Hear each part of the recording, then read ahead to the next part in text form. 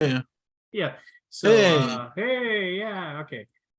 This is being live streamed. Tonight's episode of the Weekly Alaboom is brought to you by Dr. Pepper Cherry Zero Sugar. If Dr. Pepper wants to send any funding my way, You think I'll Dr. happily. Pepper's watching? No. You know, I wonder, they got to have brand managers.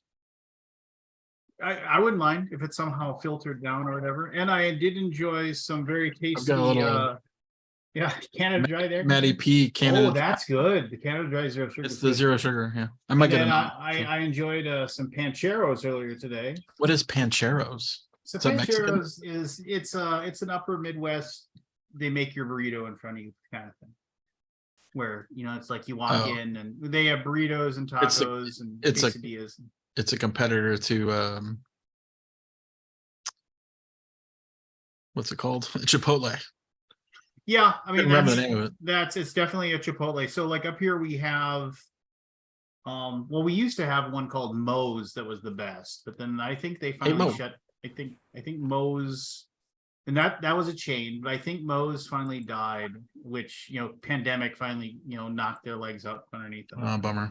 And then but no there's Pancheros and Chipotle, and there was Moe's, and then there's one other burrito. And the cool thing about Pancheros is like they walk in and they actually have the little they actually like press the and fresh tortillas. Oh, I love fresh tortillas. Yeah, they make the fresh tortilla right there in front of you. They had the little mound of dough, which they get crates. I mean, I can remember when I worked at Domino's, like there would be like, oh, fresh dough, but the fresh dough came on a truck that was freezer, and then like literally you'd have these you'd have these basically these little round bricks of dough that you threw. They came frozen, like you could like use them as hockey pucks, and then you'd put them in. You'd put these racks of them in the fridge, and then the fridge was at like 38 degrees instead of 0. So then they'd slowly, you get better or whatever. So I mean that was one of those things where it was like, but yeah. So I'm sure that they don't make that stuff. I'm sure that each one of those little round tortilla things comes in a truck somewhere, and then they defrost them, and they just but they had a little press there, and they so we're going to a place on Tuesday night. Yeah, the Tex-Mex place. Where they have one of those. They make the fresh tortilla like right there. It's not pre-made. So my buddy, I'm so excited about that. I can't even believe my buddy Brad, my crazy buddy Brad. His wife is Mexican, and his mother-in-law makes like for my 50th birthday last year, he showed up at my 50th birthday party, and he went to his mother-in-law and had her make the tamales that she makes. And I had never really had a good tamale, and then I had hers, and I was like, oh my God, these things are amazing. And then I like the corn tamales. They had the corn. I think we talked about it. Yeah, we talked, and then I think I had him, like we got together to play D&D one night, and I asked him if he'd ask, because I gave him the money, because she makes them, she like does it to cater for people. And then I asked if he'd do it, and we paid her whatever it is, $40-50, and she made a bunch of tamales for us. And then the other day I was like, oh, hey, Brad, can you get your mother-in-law to make those tamales? And he's like, my wife and her mom aren't getting along right now. So I was just like, well, you tell your wife to make things better. She's holding the tamales hostage. Yeah, holding the tamales hostage. I hate that. Tamale hostage. Kidnapper. Well, so before we went live, and I was and I don't mean to air laundry here a little bit, but as you know, Scott's been, he's been eating better and exercising and doing the right things, whatever. And I saw a picture of him today holding this Galactus box, whatever. The Galactus box is huge. And I really noticed that, like, oh my gosh, like my buddy here is like, sticking to his diet and sticking to his and so haven't broken the diet yet. Yeah, I mean, it's not. It's. Here's, I think I told you guys, it's a lifestyle change, right? It's like I have to think about eating differently. Oh yeah, I mean, it's live to eat instead of eat to live, and then but eat to live instead of live to eat. Yeah, and so but like you said, and not to talk over you or to like speak for you here, but I mean, it's like you said, it's like it's one of those things where there's food and that, like, I mean, I'm sure there was like something like people get their enjoyment out of life on a lot of different things, and one of the things that a lot of people get their enjoyment out of life is eating, you know, because they the smells and the cooking and the tastes and everything like that. It is something that, and so like when you said like it's tough, right? And like you said, like, you know, like you said, and again, this is something you just said to me. He's like, I've lost all this weight, but I wish I felt better. And that's one of those things where it's like, yeah, I know that sucks. I remember when like I dropped a bunch of weight and that was like the worst I ever felt ever, because like, and there was my doctor trying to tell me all these things. It's just like, oh, it's your body getting used to like the new whatever. And then like I had some new age weirdos try to tell me that like, oh, because you've broken down all of this like all these deposits of fat in your body, they had all these toxins in that fat, and those are being released the toxins. Yeah, they're being dispersed into your body and stuff. I was like, all right, well, that sounds kind of like garbage, you know? Yeah, you know, it's like you never know, you know. I don't know. I mean, it sucks, man. And I mean, it does suck. It's it'll get better, or it won't. I think it will, Scott. No, I mean, it just, I don't know. You'll feel better. I don't know how to. I'm just in the way that, you know, I never cared about weight. Yeah, just didn't. Never ever. And I'm trying to care about it. Maybe too late. 52. No. I'm 51. It's not too late. I mean, like, I mean, it's just like you'll make choices. As my doctor tells me, he's like, because I'm trying to do it very gradually. Like I'm just trying to, like, you know, when I eat less, and then when I eat, I try to be a little more active, you know, like if I can, I try to take a call or whatever. If I can just take it on the phone, I try to walk up and down the stairs or something a few times. Just do what you can, right? And I don't do enough. I don't. But the thing is that if is it ever enough? I don't know. I mean, I talked to my buddy yesterday. He's thin as a rail. He's like, my doctor just put me on something. You know, I'm not going to say what it is. Just not out. Yeah, but one of the usual three. The rail, man. What's the problem? He's like, well, they did a test and I've got, you know, this problem. I'm like, okay, yeah. Well, I don't go to doctors. Because they tell my friend didn't go to a doctor and he died.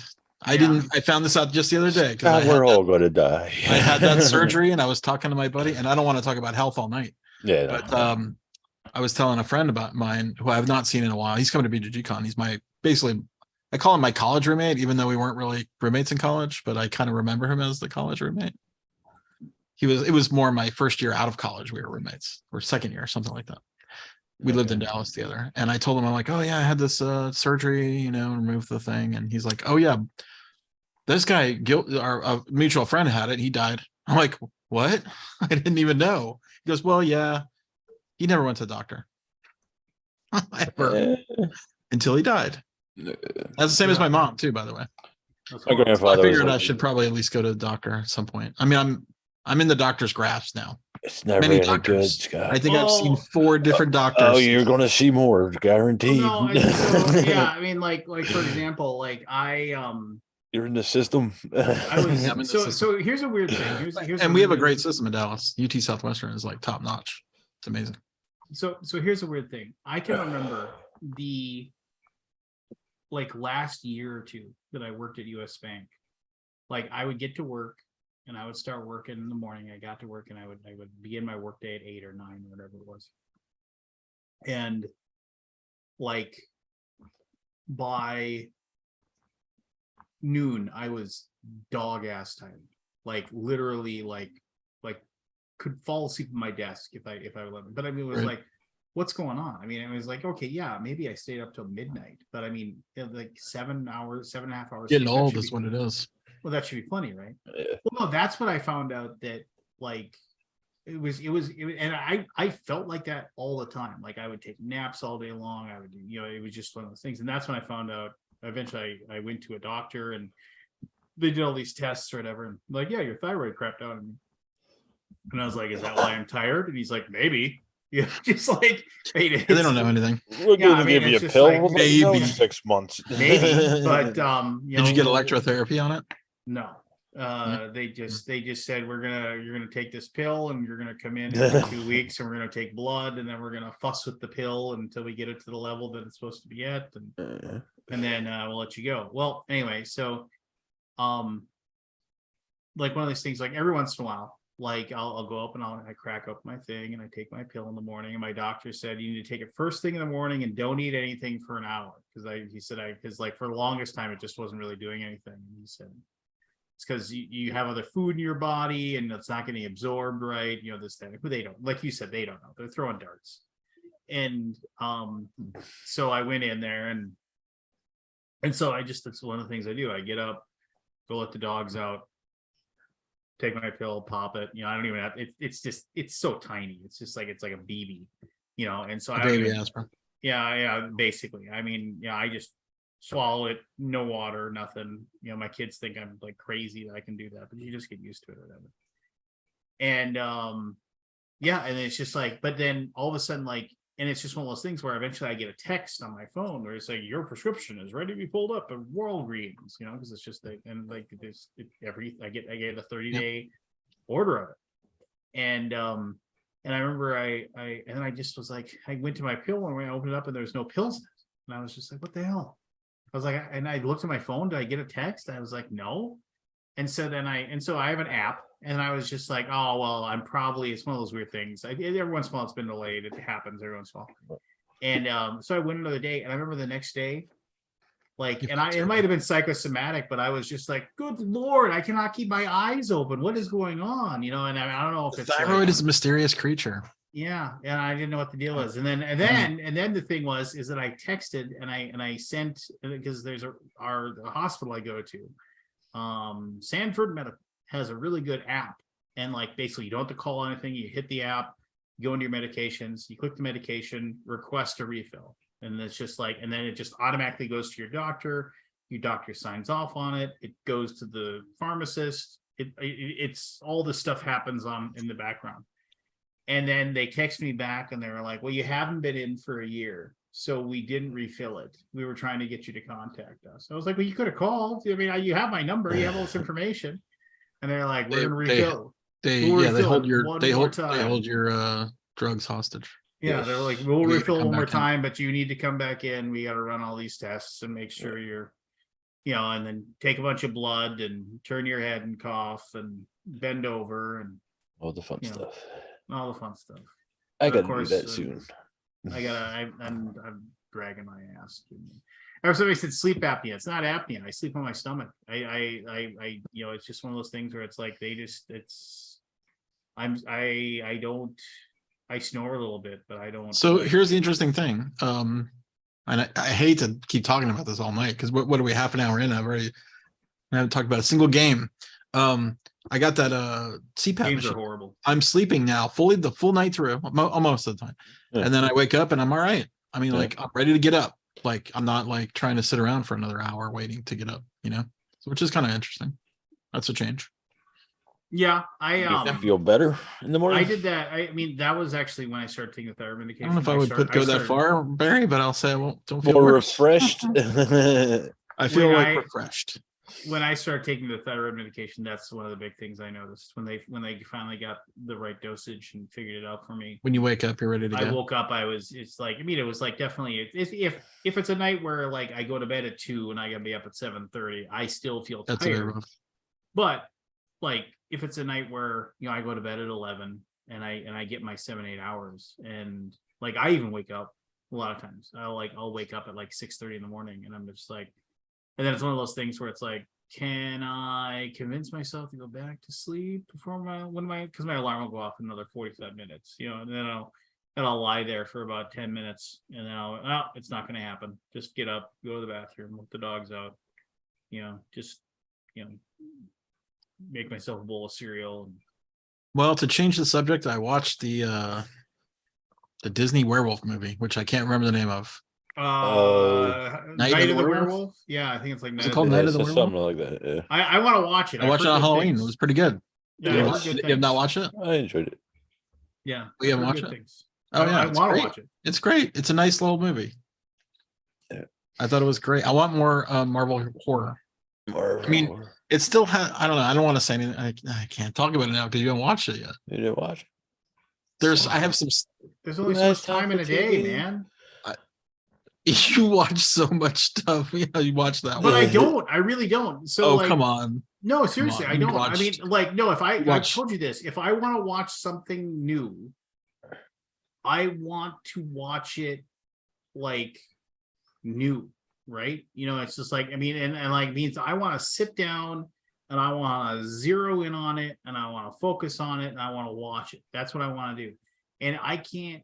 There will be times when I will turn on like on one of my monitors, like, okay, put a Star Trek episode on there or something like that, because I've seen it already. And it's like something that I can turn and I'm trying to figure out like what I'm going to do with this, that, or the other project that we're working on.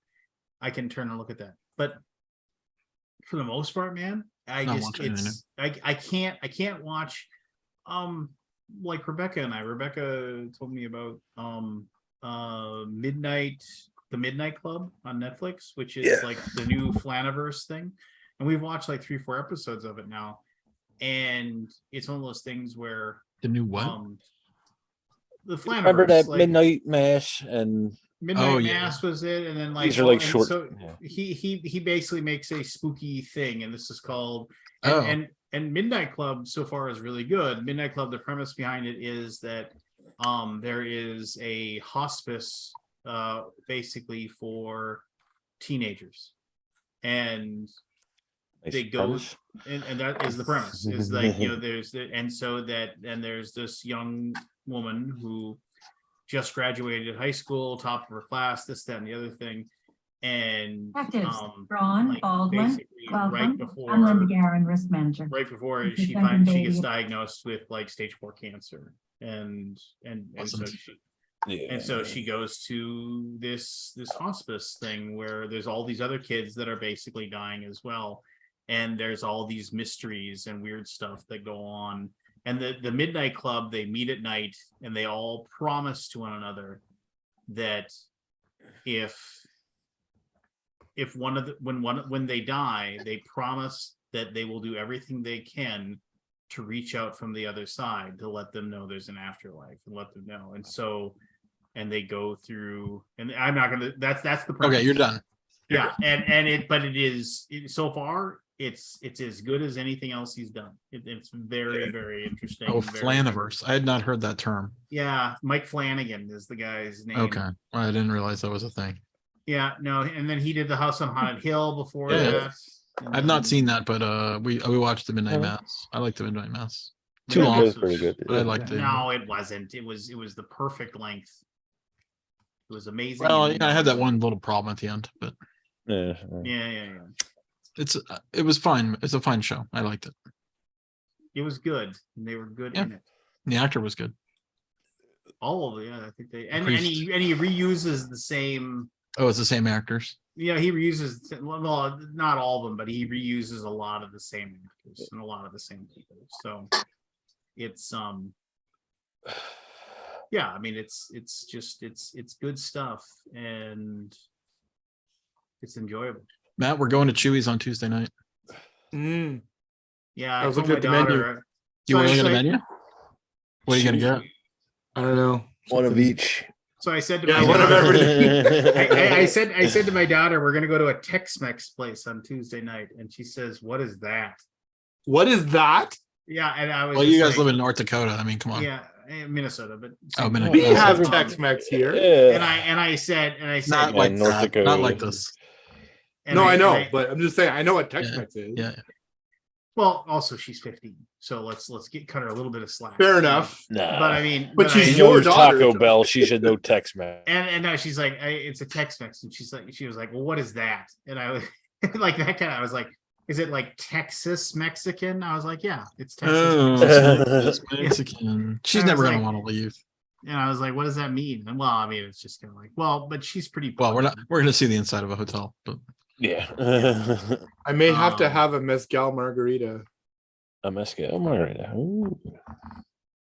I've had We'll have to. I've had many of the margaritas there. I forget which one I got. I usually get it's like a Mexican martini. Oh That's yeah. Oh, it's so I'm good. just You'll be drunk. rocks, like just lime juice, fresh lime juice, rocks, tequila, triple sec. They have these jalapeno stuffed olives for the Mexican martini. I was talking to my flight leaves here at 6 a.m. and I get into Dallas locals 11 a.m.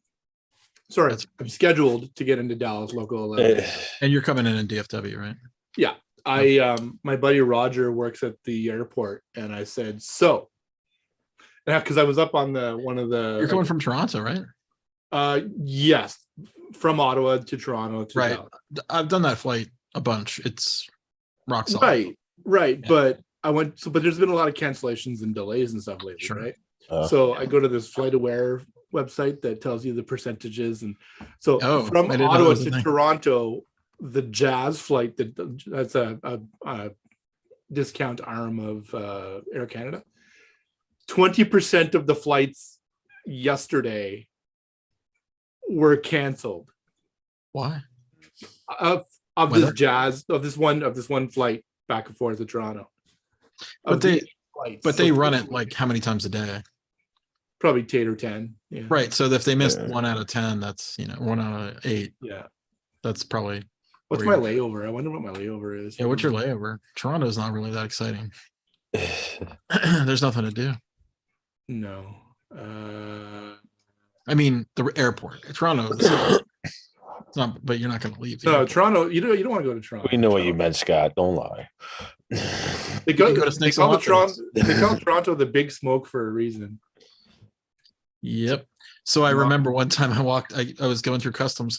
For some reason, when I went to the Niagara show or the Niagara Falls convention, I would go through Toronto and then drive down because that was quicker than flight to Chicago and then a flight to Toronto or to Niagara Falls or Buffalo. Yeah. And I go through and I'm going through the customs and I overhear the next guy over, and they're like, "Why are you here in town?" And he goes, "I just wanted to check out the city." That's what he said to the customs person or the immigration person. And the guy goes, "That's the worst possible thing you could tell me." Really? Because he has no open goal. Up the car. He has zero goal. He wants to go do drugs. It's like what you want to do is you want to pull out a book. Well, I'm going to yes, exactly. You have to have an itinerary. Exactly. You're just there to be. My mind is racing now that you've not seen. I came to check out the scene of the city, is what he said, or something like that. And the bank. Immigration's like, that's the worst possible reason you could have given me. And I'm like, and then he, like, okay. I have a 70-minute layover. Yeah, that's perfect. You and I have. That's enough to walk. I have a 0-minute layover because you're driving. No, because there's a direct flight from Fargo to Dallas, baby. Yeah, they didn't cancel number one. They never canceled that flight. No, it's there's. I mean, it's popular. It's just once a day. It's just once a day. It's once a day, but and the crazy thing is that all 4 of my my Fargo buddies who are coming to their first BGG con are going to be on the same flight as well. So you know what the crazy thing is? So you're gonna be part of my Fargo crew, Scott. My running crew. Cool. I live in the capital of Canada. You're gonna be too busy for me. No, you got an entourage. Oh no. Were you saying that? I live in the capital of my country, and there's no direct flights to anywhere in the States. Why? Yeah, that's odd. And there's only the road to get to the airport is only one lane there and one lane back. Oh, where are we? One of the roads to get to the airport. Oh, one. Okay. I don't take that road. So you know what I did today? I cut out 48 poppies to make a Remembrance Day meeple or Remembrance Day window display for the shop. Oh, really? That's cool. I didn't think people still did stuff like Joe, look at Joe. Big bad He's Joe in a rock. Wiggins. He's in a rock cave. that. Yeah. You know what? You'll see me, Scott. You know why? I'm sure I will see you. That don't mean anything. Oh, no, yeah, it does. That doesn't work. It doesn't work anymore? I No, bet of course you it will. not. I bet you it will. I Well, bet all right, you hold on to it. You hold on to it. We'll test it. I bet it won't. Well, if that doesn't work, maybe You got something else? $20 bill. maybe this one will work. I don't know that Because one. that's I the don't other recognize one. that one. Those are hotel cards. You from hold on to previous- that for a year? Yeah, baby. Well, the one for two. And last year was the best too, because I was like, wait a minute, it's back here somewhere. And I walked back and then and I You started just testing rooms. No, I didn't do anything of the sort. Remember, you were in the room, it was all locked up, the secret special Scott Alden room. And all of a sudden, and the door opened up and the guy said, right this way, sir. And I said, thank you very much. And you said, what the hell? And I was like, I know, you just let any old riffraff in. Man, better get better security, Scott. I said, you just gotta act like you belong. The guy walked up and you go, can I help you, sir? And I was like, yes, I was supposed to meet Scott Alden back here. Oh, I bet I believe he's back here in this conference room. And I was like, oh, I don't have my key to get. Well, let me help you with that. Just came over, boop. Yeah, just opened up the door and let me in. I was like, thank you very much. Hey, Joe. Yeah. You know, you should have told that weightlifting guy. Should have said, do you even lift, bro? The gym is a weird place sometimes, man. I'm sure. Yeah. That's why I just avoided it. I've never been. I have a few times. Never been. I love the Simpsons episode where Homer is walking by. What's a guy? Yeah, he walks by and he goes, a gime? What's a gime? And then he walks in and he sees everybody working out. He goes, oh, a gime. Is that the comic book guy? No, that was it's Homer. Oh, it's Homer. Just like, oh, I feel like Homer a gime. Homer would have gone to the gym once at least. Once we sign our lease, I'm going to try and find a gym around the office. A gime? I'd like to get a CrossFit I'm thing. too self-conscious to do anything in public. I mean, I don't want to do any of that stuff in public. Yeah, you need to go to Average Joe's gym, baby.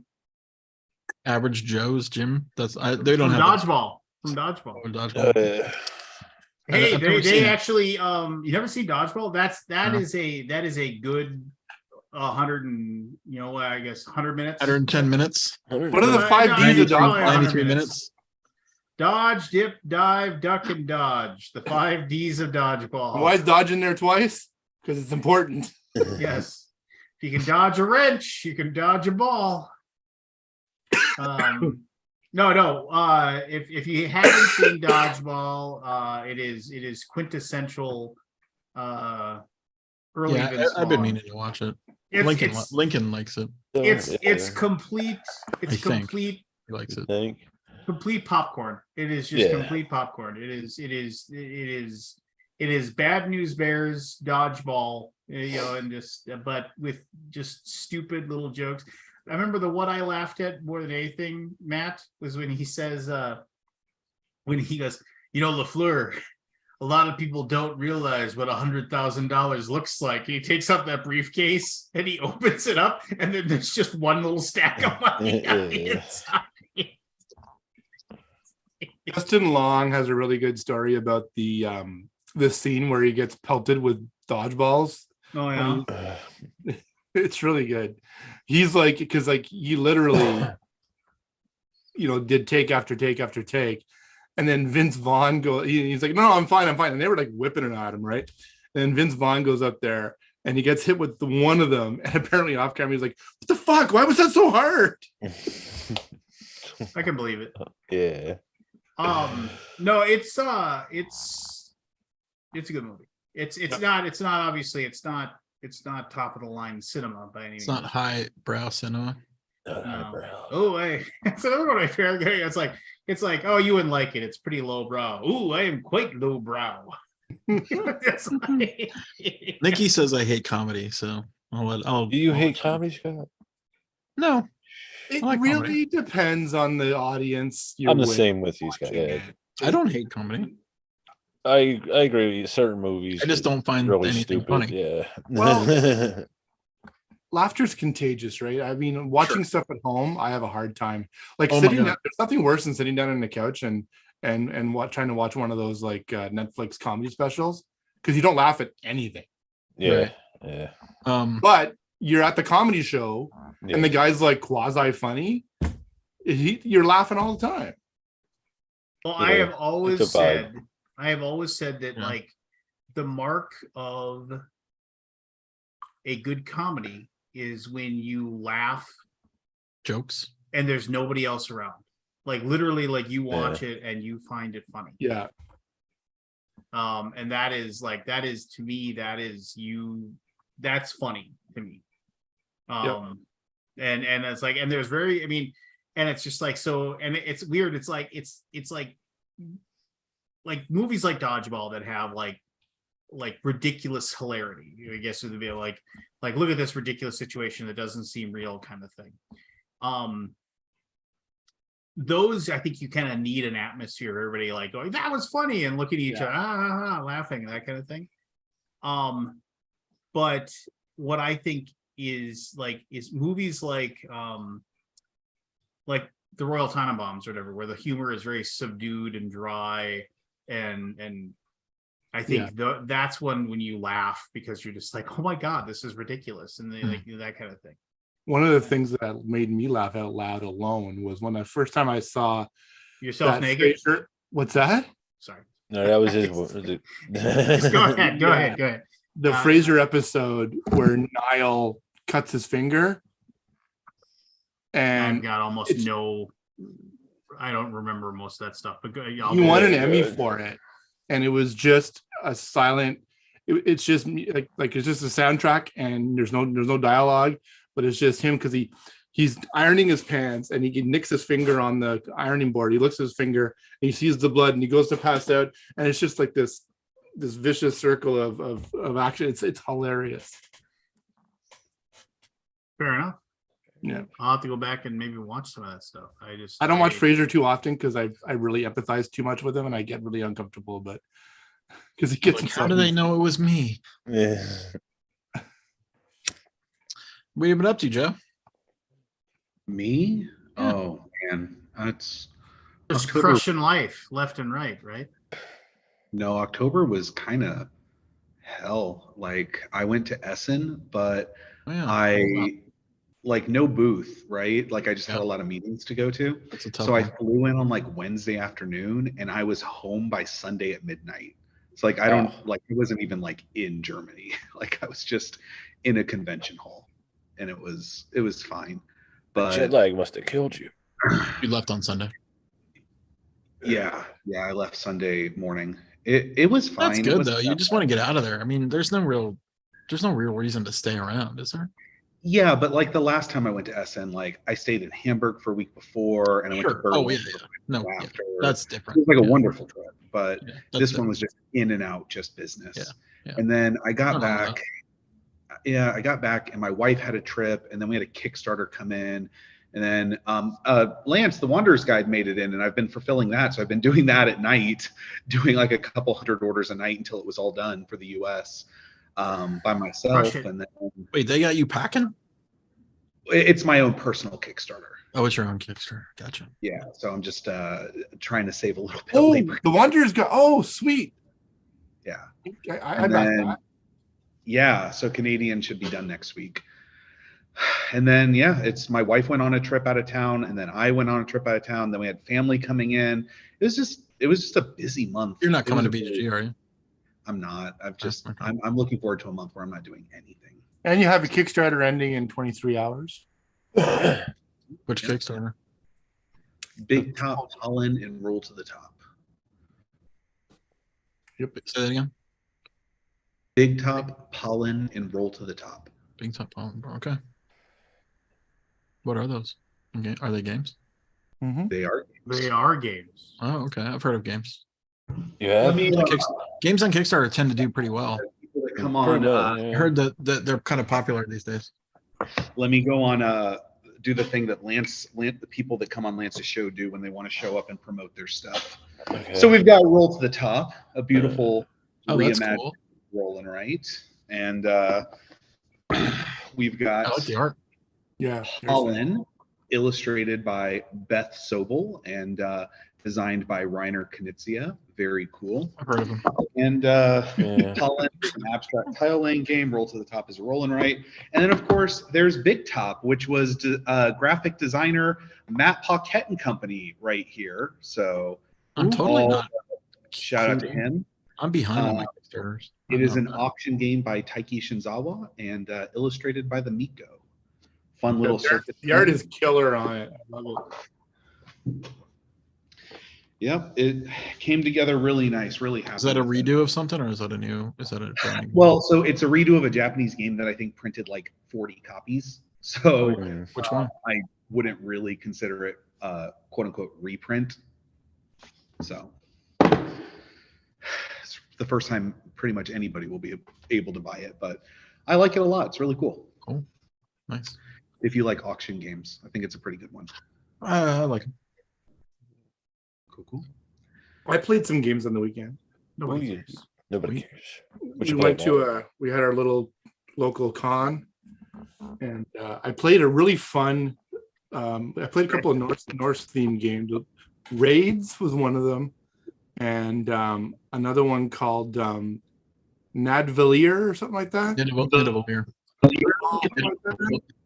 I really like that. That's an auction game. Yeah.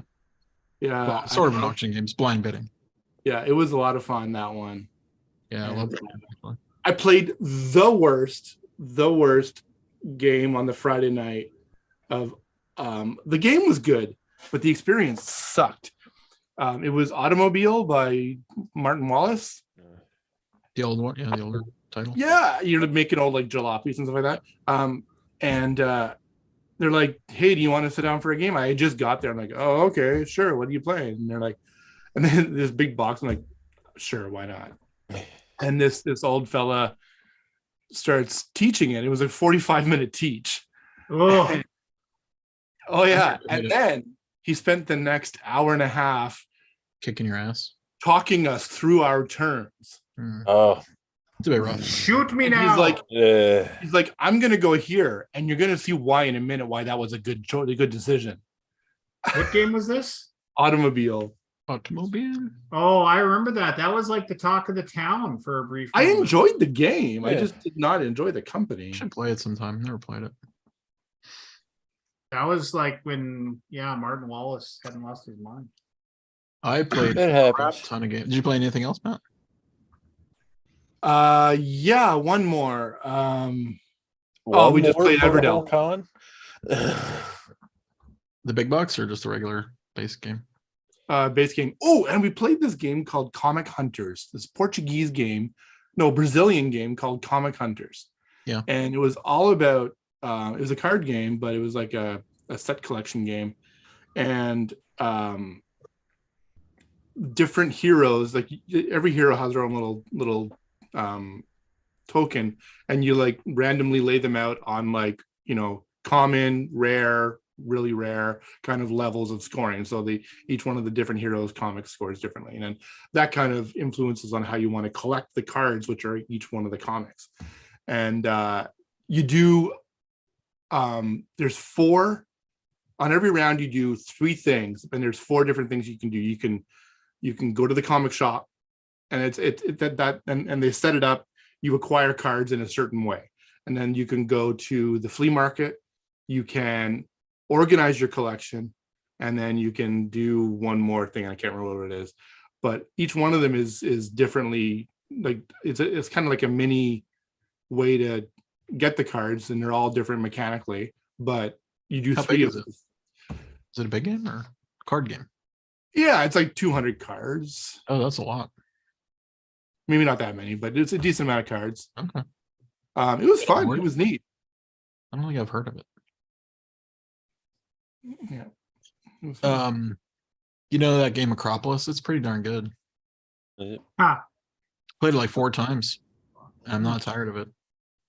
Saying something. Is that box you were holding in your shot a real? Did you Photoshop that box you were holding in your photo? No, it's real.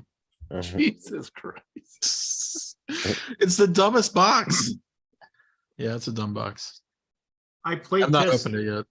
Sorry, I cut you. I'm play testing right now a game that's theoretically possibly going to be set in the After the Empire universe. That is a that shitty game. It's a bag builder. You beat me to that. I mean the game as is like it's called Stellar Scramble. But obviously wouldn't be called that if we put it in that universe. No, leave it out. Yeah. No, After the Empire, Stellar Scramble. No, I mean Stellar Scramble is like let's say you took Space Invaders and then put a bag building element into it. And so what you do is and it's more complex than you think, but basically you have a bag that has all these gems in it or discs or whatever colored. And when you pull it out, you either pull out a colored disc, which will activate a certain weapon that your little spaceship has that allows you to shoot the aliens, or you pull out an overheat disc that allows you to activate whatever weapon you want, but at a cost. Like you slowly build up heat on your little rocket ship, and then if you overheat, you lose stuff and bad things happen. And the game is to like the first person who kills 10 aliens, and so you kind of move back and forth, and you get to shoot, and depending upon the special powers you get, and you can on your turn you can pass to like lower all your heat, and so you can feel safe. But the more you press your luck, the more powerful your weapons get as you keep playing. So the more things you draw that and without actually blowing up your ship, then you get more and bigger and better power weapons and things like that. It's pretty good. I don't know. We got to play test it. We got to throw it through a bunch of blind testers and see what they think. I showed off Prophets of Doom, which is going to be a release for next year to a couple of different European publishers today, which we're excited about.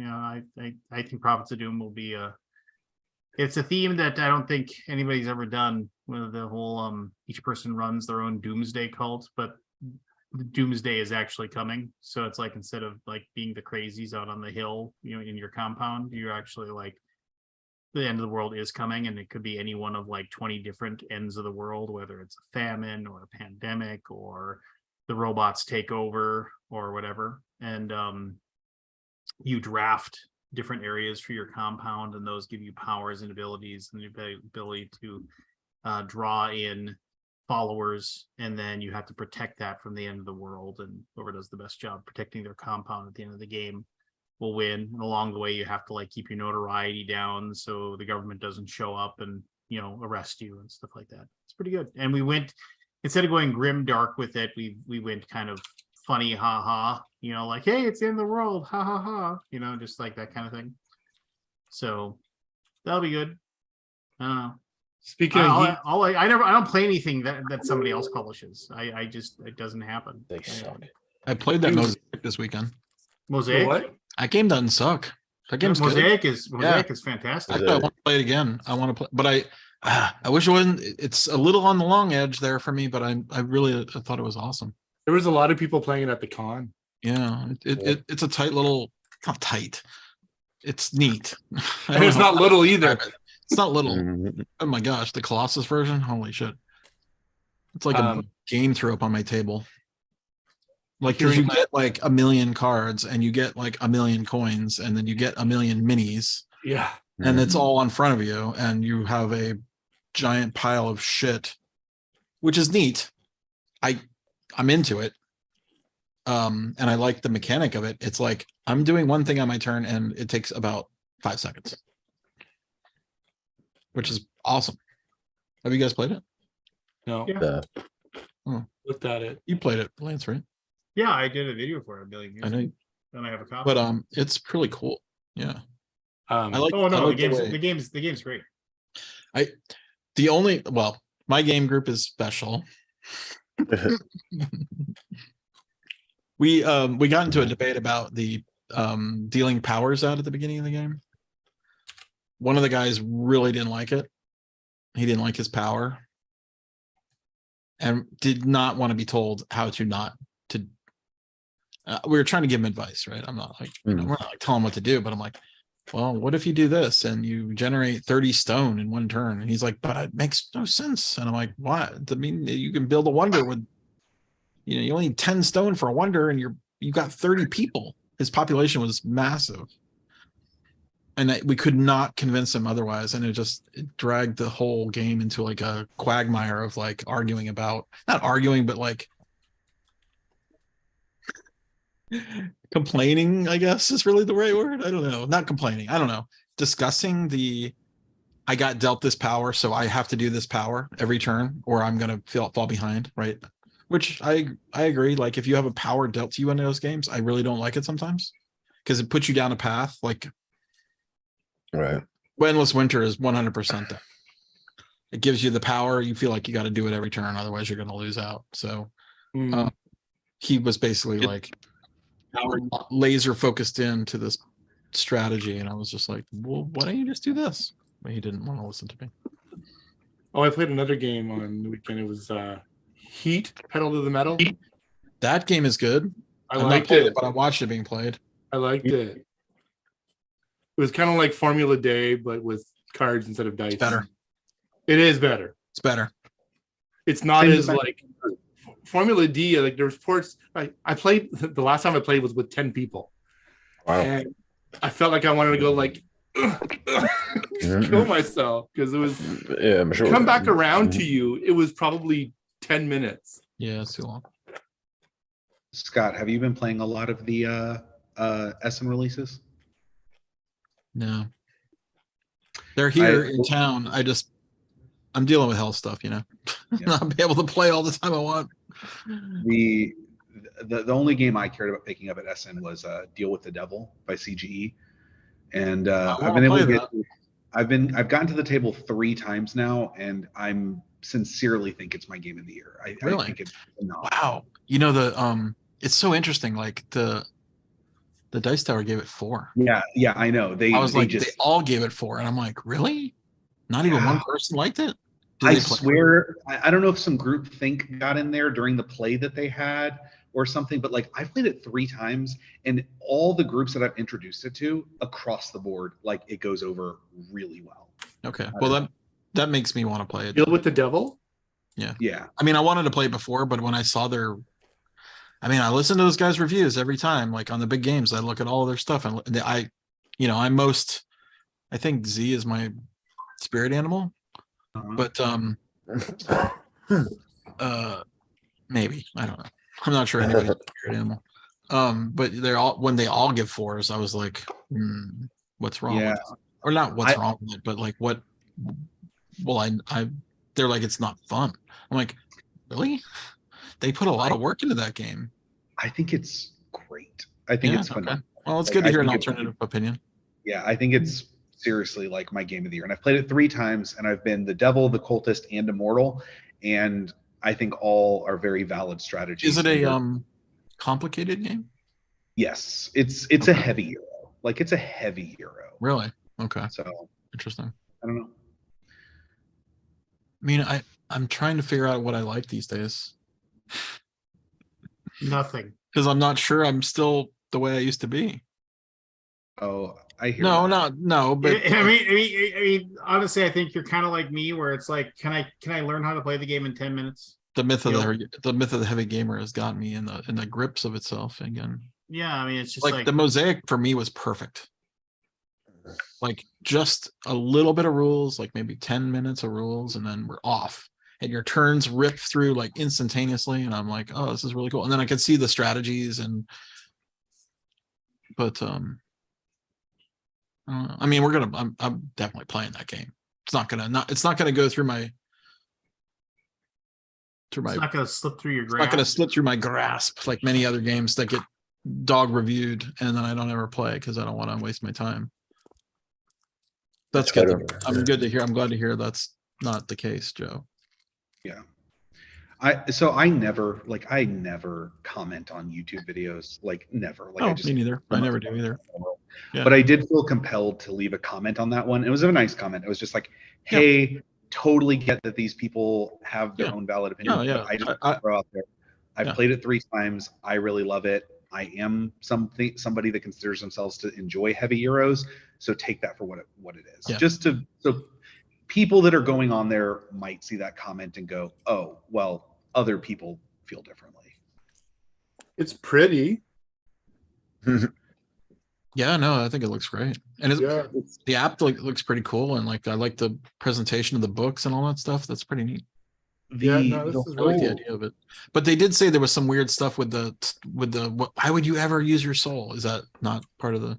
So like I played the devil, and as the devil, you're just trying to get people's souls, right? Yeah, so you have to do a lot of stuff, right? So as the devil, like you get a lot of resources, and the mortals get no resources. So like you're just making very uneven trades, like extreme, like trades that are like when they open your chest, they're like, I mean, I can't not give him that, right? Like I can't not do that. But then the cultist is also can try to get people's souls, and the cultist is trying to give souls to the devil, because the more souls the cultist gives to the devil, the more points he gets. So they get. How do the humans get souls? The humans start with 3 pieces. Do they ever get any more, or is that it? No, they start with a full soul, like 3 pieces make a full circle. And the cultist starts with 2 tainted pieces, and the devil starts with 0. So the devil can only trade for souls, so he can only trade stuff for souls. He can't make any other trades. The mortals can only trade resources for money, and the cultist can trade for money or a soul. Yeah, I mean, I'm trying to like put the game. But here's the thing: you don't need your soul to score or to win. Like you don't. Okay. But are you giving up your soul to let someone else win? Like that's the thing. The devil scores victory points for getting pieces of the soul, and you can use your soul to offset some negative victory points at the end. But if it's like you open it and you're like, man, I can build a whole extra building with this, that could be like 8 victory points or more. So it's like, why wouldn't I trade a piece of my soul for something that's going to get net me more victory points? Right.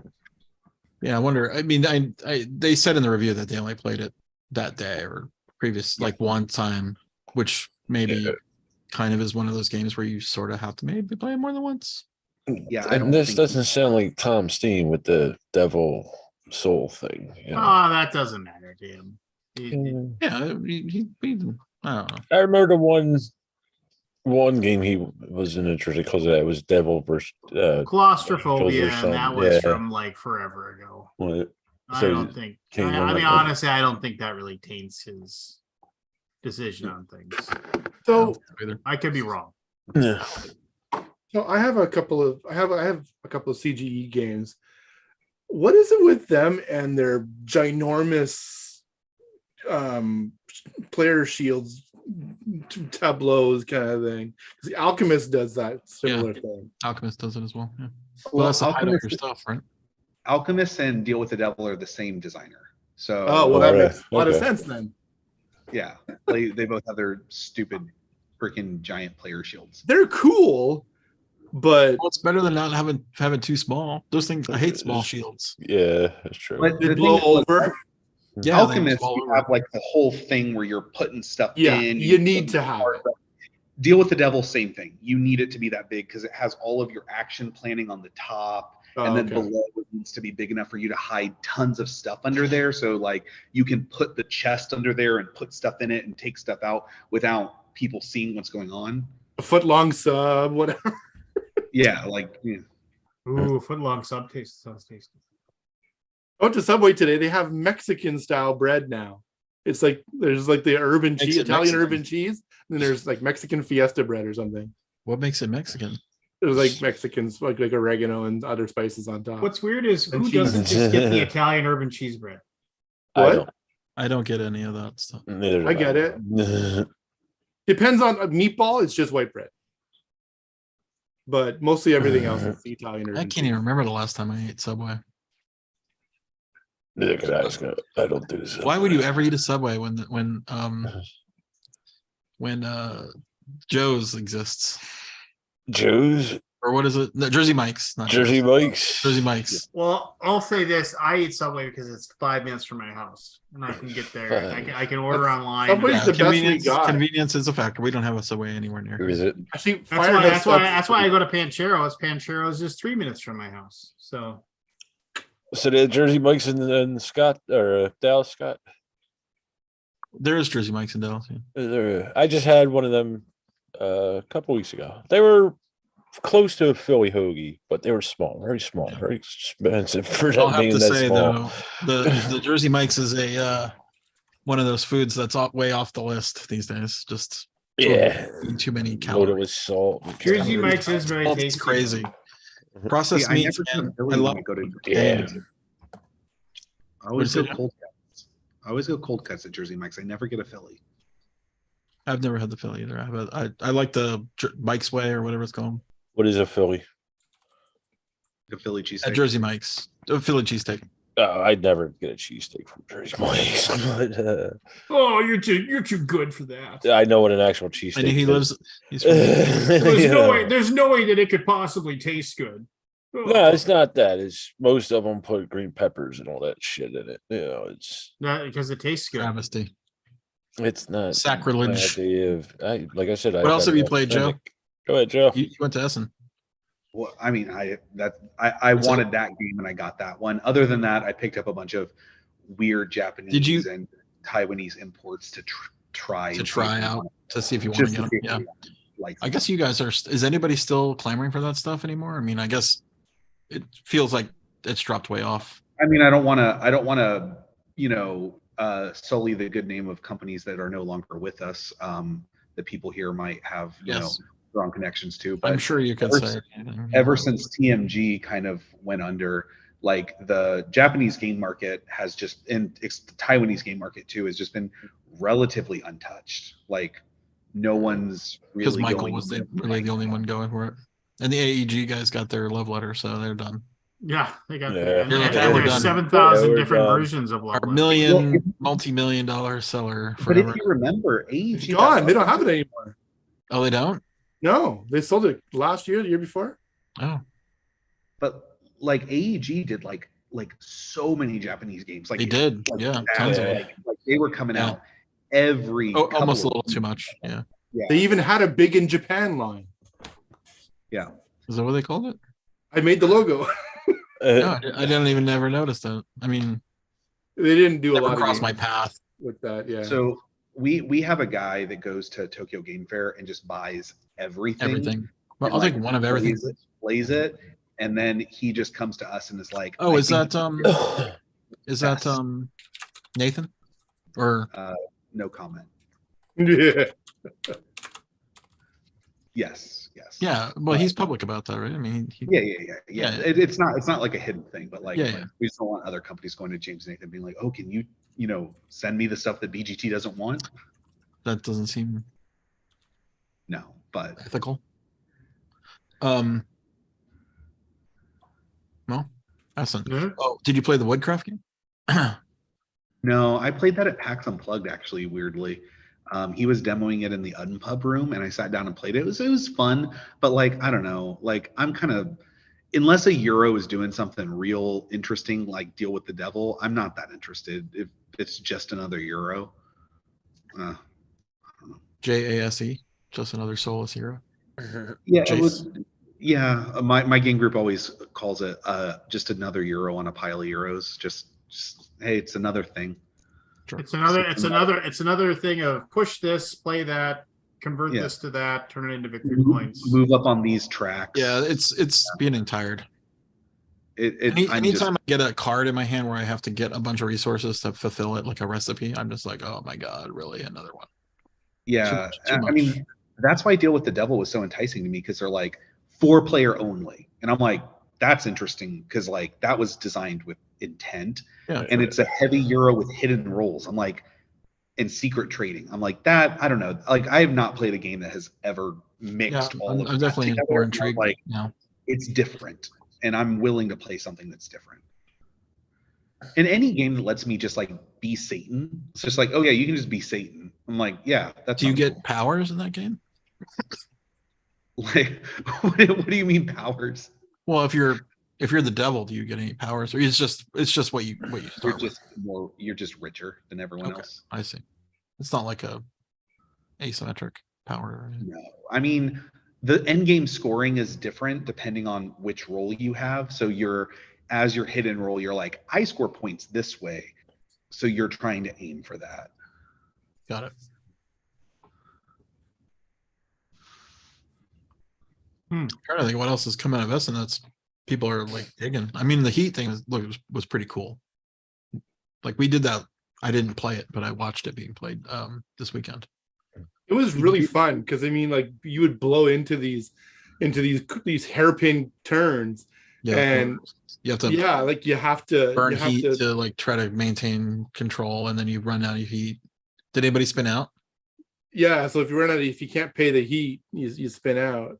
If you can't take the heat, spin the fuck out. But I'm looking forward to that one actually. We didn't play with any of we just played the base game.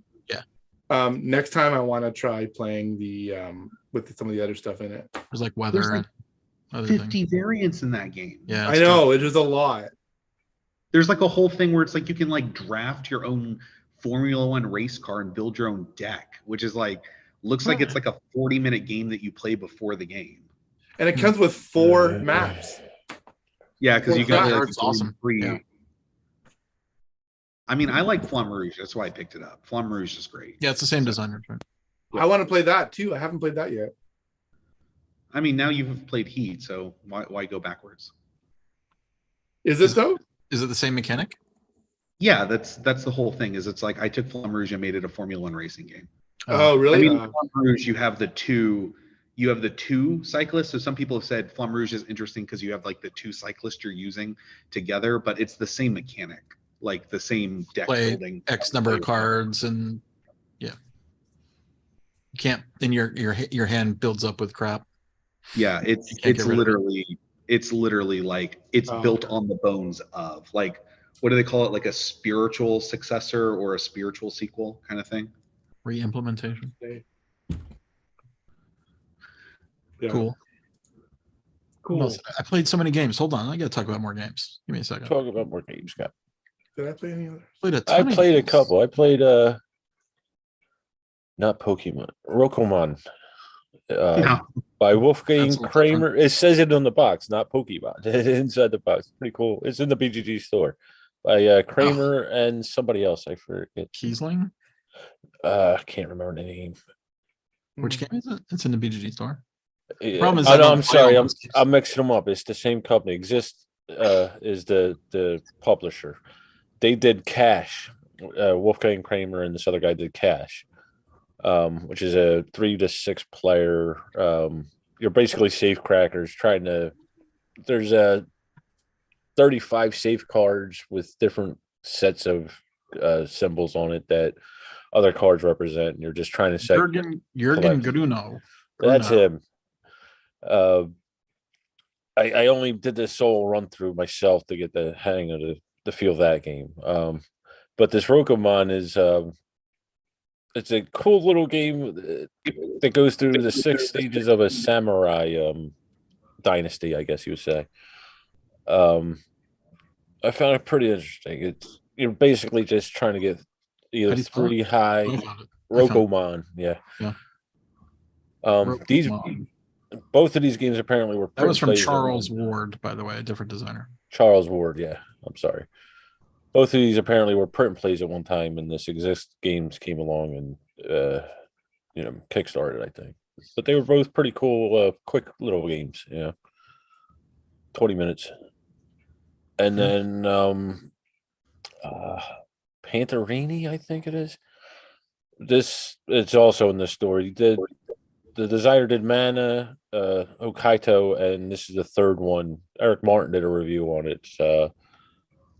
Basically, you're either a black player or a white player. It's a 2-player game, and it's kind of like dominoes where you flip them face down and you mix the tiles up, and then you flip them up, and it's got a value of 1, 2, or 3 on them, and you put them in a snake, and you're basically just trying to get 7 tiles high before the other one. You move how many spaces according to the symbol on the top of the tile.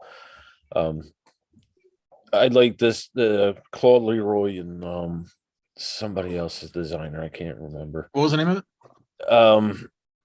It's the same guys as Mana. The Panterini, I think it's called. Oh man. I like this guy does this thing with it's like sort of like a variant of chess. Mana was like a variant of chess, and Hokkaido was like a variant of checkers almost. But this is something a little different. But he does this thing with Claude Leroy.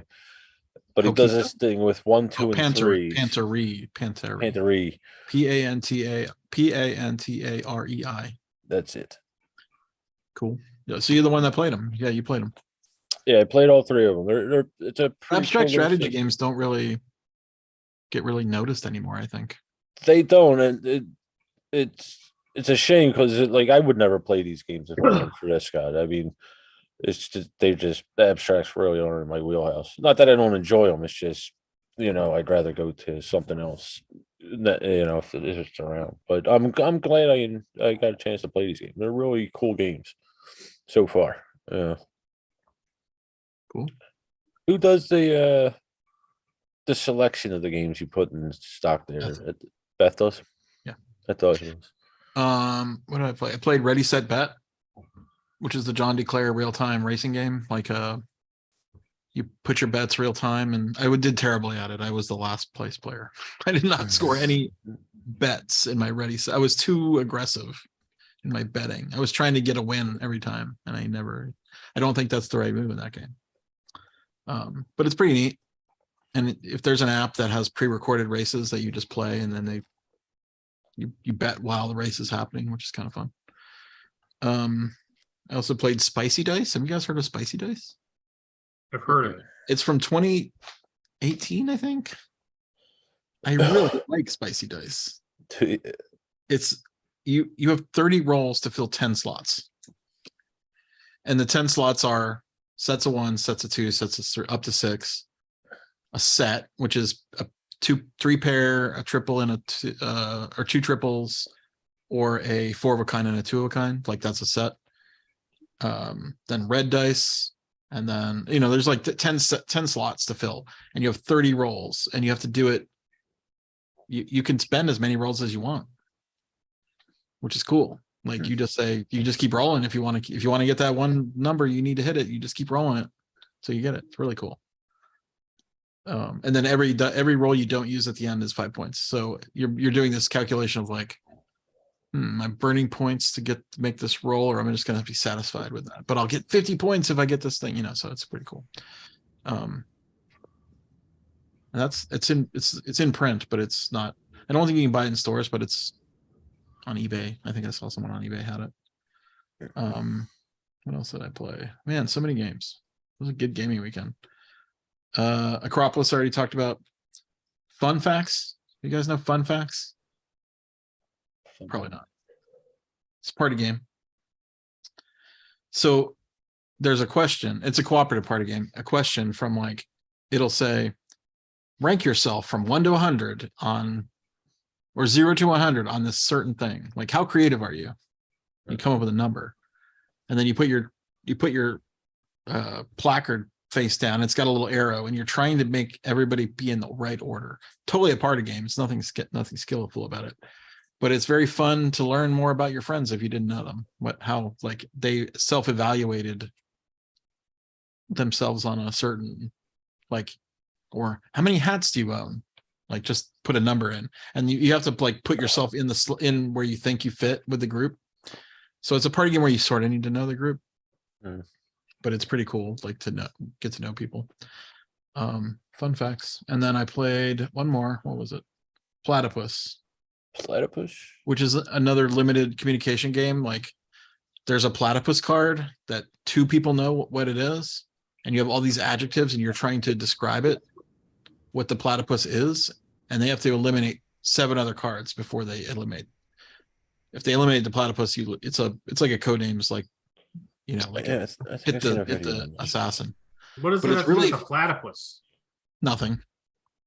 Did Lincoln do a video on this? It's just a like a, you know, I don't know, a construct, like the platypus is happy, or the platypus is, you know, evil. And then you have to eliminate all these cards. Like you have the target card. Like let's say your card is lawnmower, right, on the board, and only you and the other player know it. And you guys together have to put out the cards that make the other team people not choose the lawnmower. But you're limited to, the limitation of the cards makes it fun. Like you only have 8 cards and you never redraw.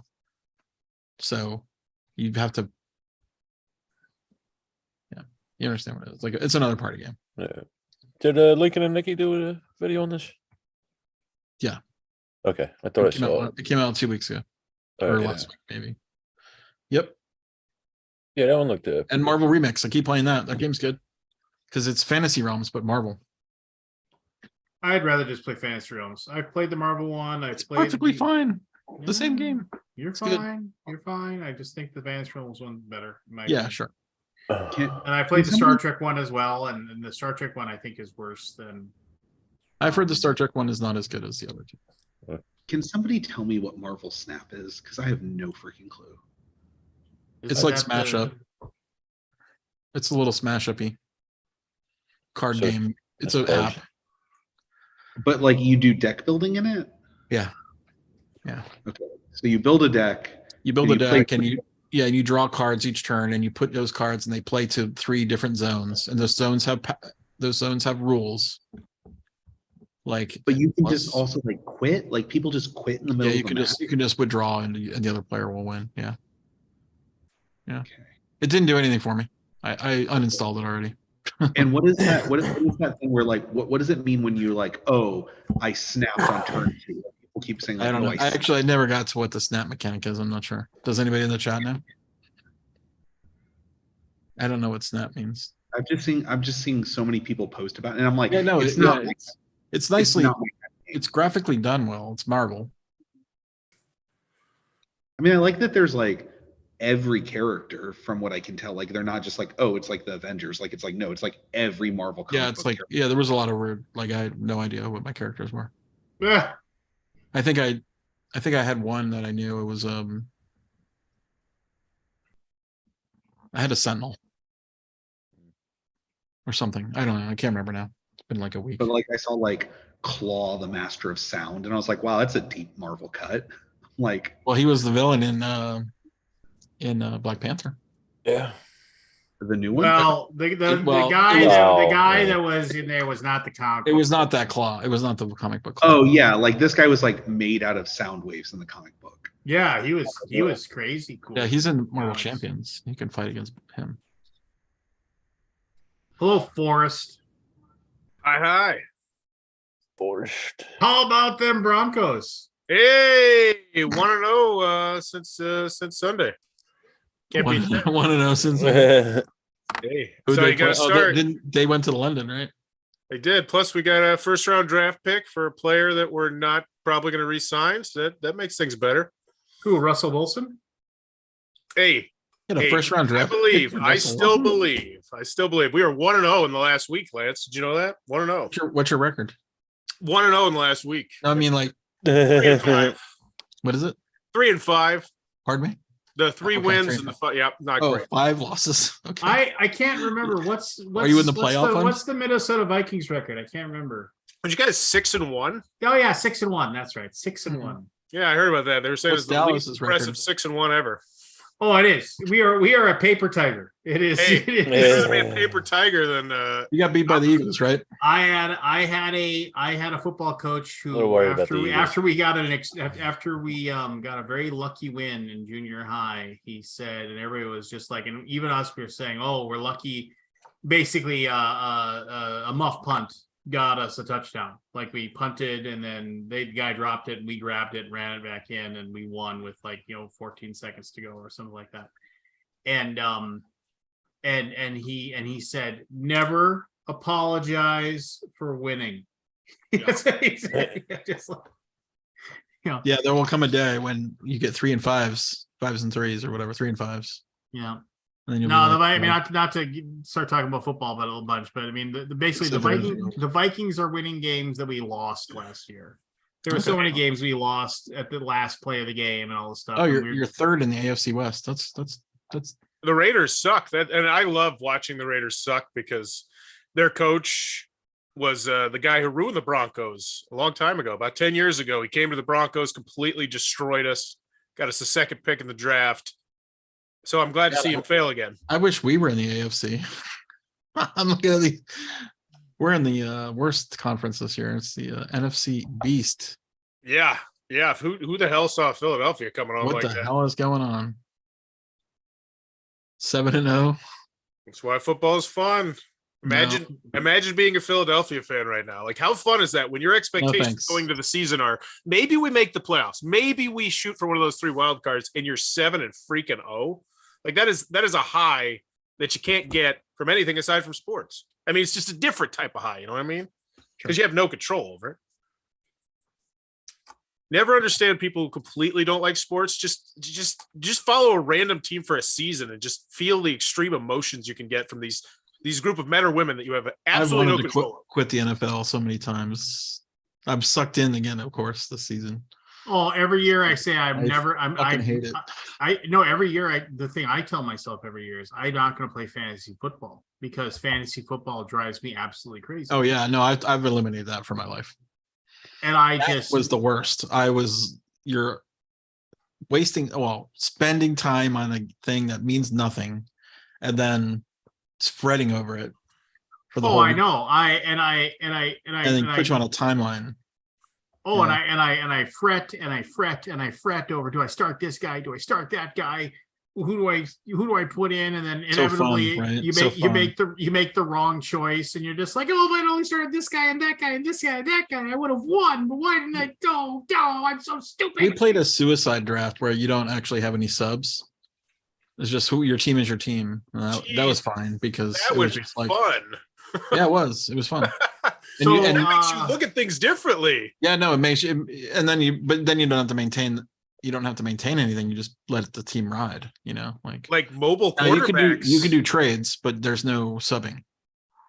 Paul Charchin, he's a big fantasy football guy. He's a board gamer too, and he does guillotine leagues. Now, get this. This would be something I would love to do. So in guillotine leagues, everybody drafts.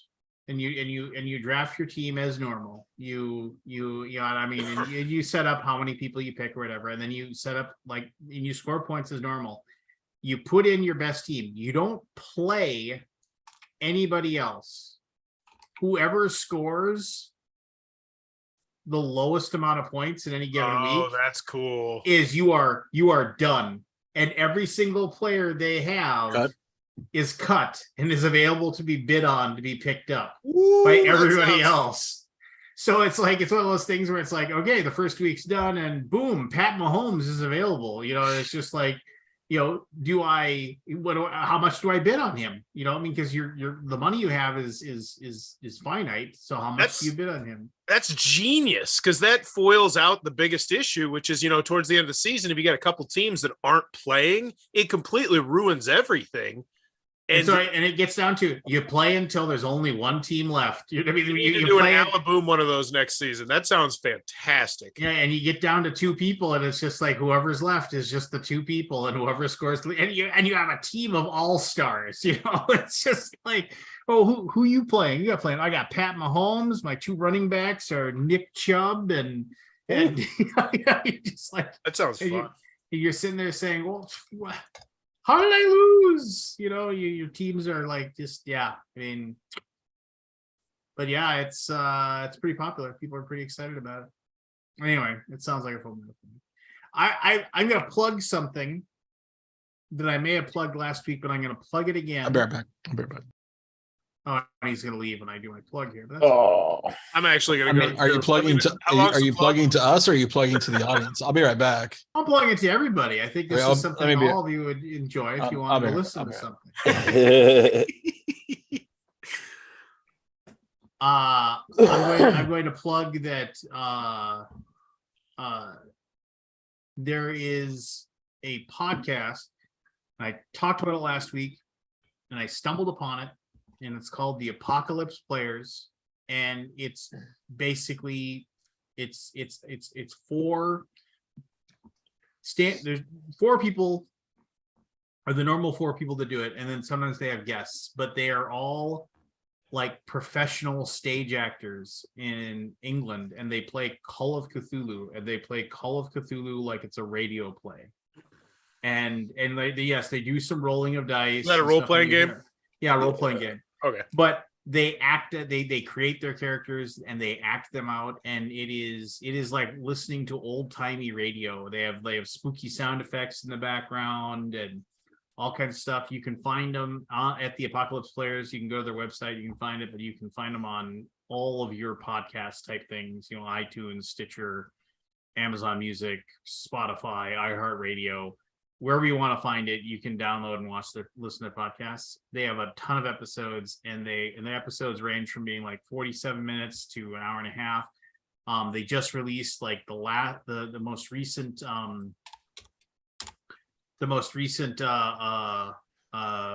storyline they had was an event, like a scenario called A Residence at the Bay. And I'm not going to say anything about it because there's a lot of twists and turns in the story, but like they just released the final episode of that today. And like episodes run between like 3 to 9, depending upon it. So good. It is. And they're funny. They're genuinely funny. And they don't like, there's some stuff that's scripted out for introductions and stuff like that, and like little segues that they do, but like they are very quick on their feet, and they react well to stuff. Well worth the listen. Strongly suggest it. Check it out. At the absolute very worst, like you might just like spend a little bit of time listening to something. It's great noise to have on while you're working, and just listen to these like British guys sit there and play their characters and just have fun with it. Anyway, that's my. Have you ever done any role-playing, like actual role-playing videos on your channel? Like where I've done reviews and stuff, but I mean, like straight up. You see, the problem with like, I've often considered like, hey, I could set a microphone in the middle of the table and then all of us play D&D. But the thing is, first of all, one, it would not be safe for work because we're a bunch of old white men. Well, who cares? Like, as long as people know going into it. And then secondly, there's a lot of like digression from what, like, okay, hey, we went into the cave and now we're fighting the goblins, and then somebody makes a movie quote and then we talk about that movie for a half hour, which may be interesting to some, but I mean that's so esoteric and out there that I can't imagine anybody wanting to listen to us talk about how much we love Empire Strikes Back, just off the cuff. So it sounds like an amazing idea, but there's a reason why the people that make a living at that and have a ton of people that follow them to play their games, like there's a lot of YouTube channels that do hey, this is our live play of this, and I'm like, this sounds cool. They're doing this adventure, and I've actually read that adventure. This would be cool to see how they do that adventure. And then like I was like, this sounds awesome. Why are there only 79 views? Then you start listening to it, it's like, oh, because all these people have the personality of a fish. And it's just like, and it doesn't matter how well they're talking, it's just like it's just really, really boring and uninteresting. They're like, well, I'll walk down the corridor. Okay, you walk down the corridor, then what do? You're just like, good Lord, do something, anything. For an RPG live play, like you have to have just the right, like you have to treat it almost like a radio drama for it to be compelling enough to listen to, because there's just a lot of dead time, downtime, and like rabbit trails that will happen during the course of even a very low effort 3-hour session. Like it's not engaging content. Yeah, because it's like, oh, everyone stop and have a slice of pizza or something, or it's just it's what you said. You have to make it's like this thing I said. These guys, they get together and do these podcasts that are just absolutely amazing. It's good because of the fact that they all know going into it, just like they all know the rules. Nobody's going to screw it up. Nobody's going to make mistakes, and they know how it works. And like I've tried a lot of different live play podcasts because I want to enjoy them. Like I really do. I've only found one that I've ever actually found engaging enough to stay with and to actually listen to for a long time. And that's one called Not Another D&D Podcast.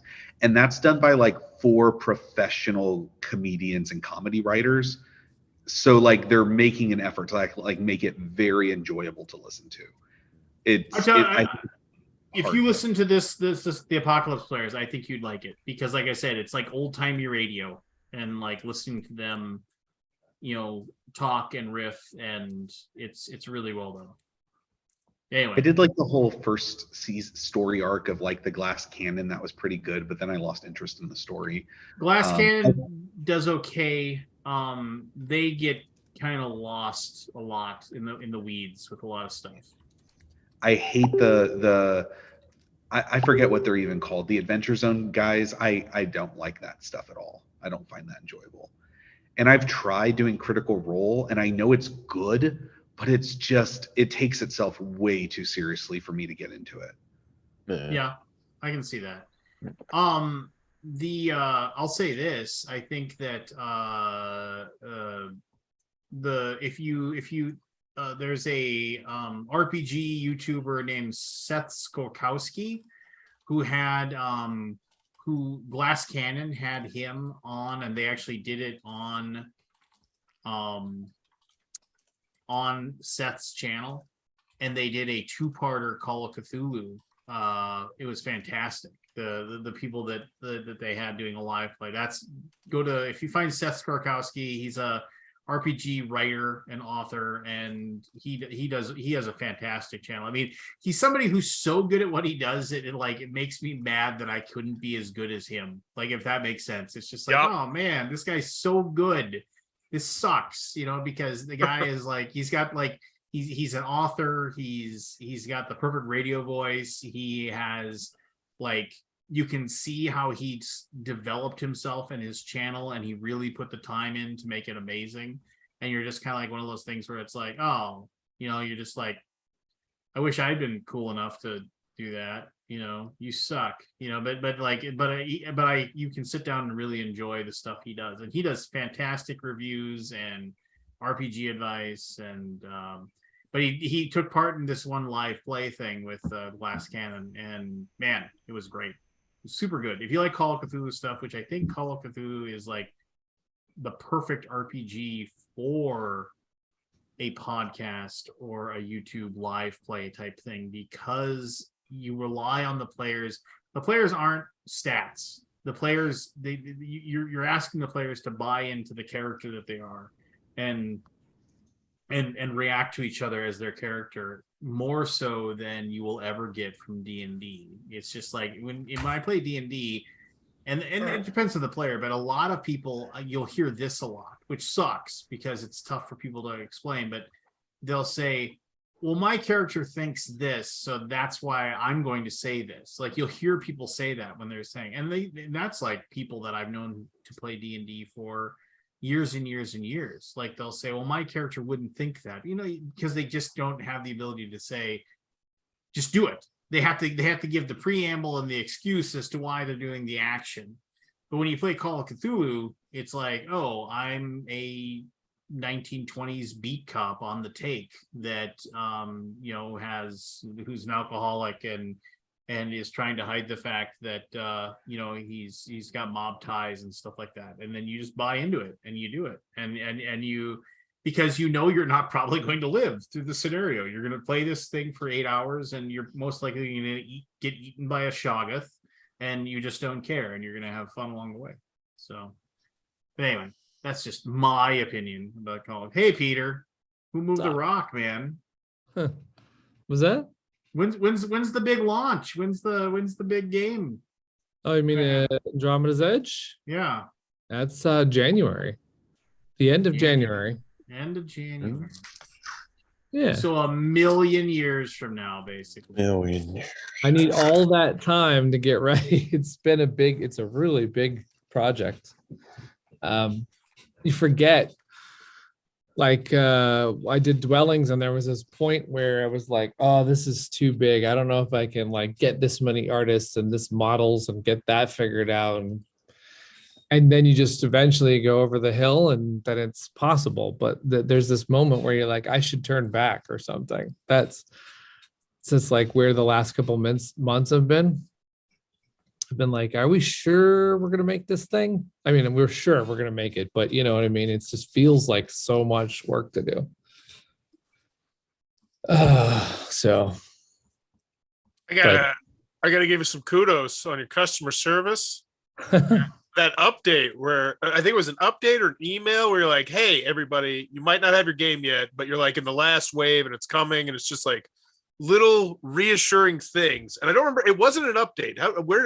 No, we sent an email to everyone who was still pending a label. That was awesome. Like that little bit, yeah. That was nice. I thought it was nice, but literally right after I sent it, someone's like, this is a piece of crap. What the hell is this? You're telling me nothing. I was like, I tried to help you. I'm telling you, your game's coming soon. That'll show you, Peter. So I was like, I thought this was a nice thing to do. And it's like, maybe not. Maybe I'm wrong. No, I appreciate it, Forrest. Thank you for saying that. I need to hear that because it's been a brutal couple of weeks, obviously. How's the response to the game coming though? It's good. Pretty much there'll be someone ranting on the Kickstarter, and then the next day they get the thing and they're like, I forget everything I said. This is amazing. Well, that looks good. I mean, right? Gets you excited about it. I mean, I'm very excited that people are digging it, when they're playing it. And the best part is that you've had no problems with fulfillment. None. There are people already writing on the Andromeda's Edge wall. If you are going to use Greater Than Games, I'm out. So I feel really bad because I have to. It's not like we have a bad relationship with Greater Than Games. They're very communicative. Oh, really? That must be nice. Except for the part where they haven't mentioned, but we're fulfilling that one before you, and that one before you, and that one before you, and that one in the middle of, except for that part. I mean, I don't want to sit here and trash the company. I mean, because they can't defend us. But I mean, it has been difficult, and I understand. To be fair, I'll say this: Greater Than Games, the founder Aldo was very kind. He basically wrote a paragraph explaining the situation that he allowed us to publish, and he basically said, "Hey, don't blame Gray Fox. This is on us. We promised them a certain turnaround time. They agreed to do the promise, and we haven't fulfilled what we said we'd do." But I mean, I still haven't even got a notification from iFlamecraft or the email to let me know, or whatever that email is. What was the email? You had to have gotten the email. I didn't. Okay. I even checked my spam and everything. Nothing. What's the problem? It's not going out. I love the fact that I brought up something that I really enjoyed, and that Lance doesn't have it, and he should have it. Lance didn't pay for it though. No, if I go on either. I'm just telling you. Yeah, you guys are on the bottom of the barrel, in my opinion. If I go on, people that paid for it got the game. So that's fine. I just thought it was a nice email. Cheers, Peter. Well, I'll say this. First of all, you're a piece of shit, Aldi. But the second thing is, that's a piece of shit. It's a great game, by the way. I'm enjoying every play I've played of it. It's so awesome. What I will say is this: is that I love playing it. I did a video for Peter. I did a video for Peter with the agreement that he to send me the game, in which I was like, fine, and that's fine. I mean, honestly, if I got it, it wouldn't get played. I would most likely. I would put it on my shelf. See, Peter, you get the truth. Just being hurtful. I would play it eventually. It's one of those things where this is one of those things where it's like, oh, you should have gotten an email letting you know. Like, I don't even know what was that email that they were going to send everybody. What was it supposed to say? Like where you were at? Like I could go on MailChimp right now and it would say you have it and haven't opened it. I don't know why it goes into people's inboxes and then doesn't get opened, but I do know I can. MailChimp's amazing because it'll go like I love someone who writes to me and says, I never saw it. And I'll be like, MailChimp tells me. So what email did it go to? I'll look for it right now. What email did I block all that I will stuff, share my screen if you want. I block all those MailChimp things, by the way. Do you? Is that's probably what it is then? People just block it. Well, you could have privacy blockers on your there you go, right there. And it won't blocking it won't phone home. Last email I got about anything with Flamecraft was on October 21st. I'm checking here. Hold on. Because that's when we sent. That's what you're looking at it. You can look. I like Red Dragons. Hold on.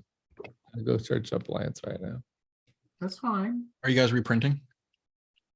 Well, for our side of it, which is the Kickstarter side, all right. To be fair, it was in my spam. To be fair, nice. Really? The downside is, of course, when someone's got it in spam, they don't see it, then they come on, they're like, how dare you not communicate? And like, actually, we tried to do something to tell you about it, but then it's still not it's not okay that it's taking this long, which I totally agree with. It's just not okay, but the logistics of it has been, even Spiral Galaxy, which handled all the ones in Europe, they did 8,000 and it took them 6 weeks. Like they were just churning through as fast as they could. And so the argument is if 6 weeks is not enough, and in Greater Than Games case, if 8 weeks is not enough, do you need to go to a bigger fulfillment company, like a company that doesn't handle just board games, but handles, I don't know, food service or whatever the heck a big. Well, no, because the problem, see, okay, and I'll answer your question, and this is just as a publisher. First of all, every single fulfillment company is having the exact same problems. Sure. I mean, even QML, they don't have enough people working in there, which everybody thinks QML is the gold standard, and I'm not saying they don't do a good job. They do. Obviously, they Quartermaster Logistics for anyone watching at home who doesn't know what QML is. But they are behind, just like everybody else. They're trying to get stuff out and are having difficulties, just like everybody else.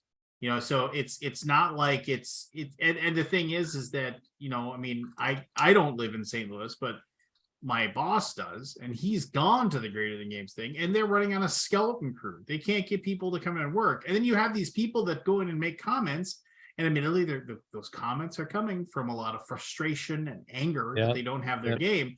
But they're saying, why don't they just go out and hire somebody? Well, they've got help wanted, come in, starting what's the wage. Salary? It's not. It's like what's $18 an hour or whatever. It's not enough then. It isn't enough, I mean, it's an easily solved problem. But you can't you can't just hire people to come in and work and then pay them and lose money by having them in the building. Right? I will also say that I might argue that you might have to lose money to do since that. Backers have been saying, why don't they staff up? And Aldo says, hey, we're going to try and staff up. We just can't find people. And then when they go staff up, we a bunch of orders just went out this week that have errors in them. So this is what happens when you just staff up. Yeah, you got to train. When our warehouse manager, this guy named Jake, he basically, when we were at Gen Con, he let us know, hey, I'm done. See you later. And I'm done. And we can't find another person. Yeah, he was just like, you can't find another person at that price. Well, let's be clear. Shane is offering a lot of money for what is expected. You mean basically come in. Are you allowed to share that number? I'm not gonna. Well, I could share with send me in the text. I'm just curious. Yeah.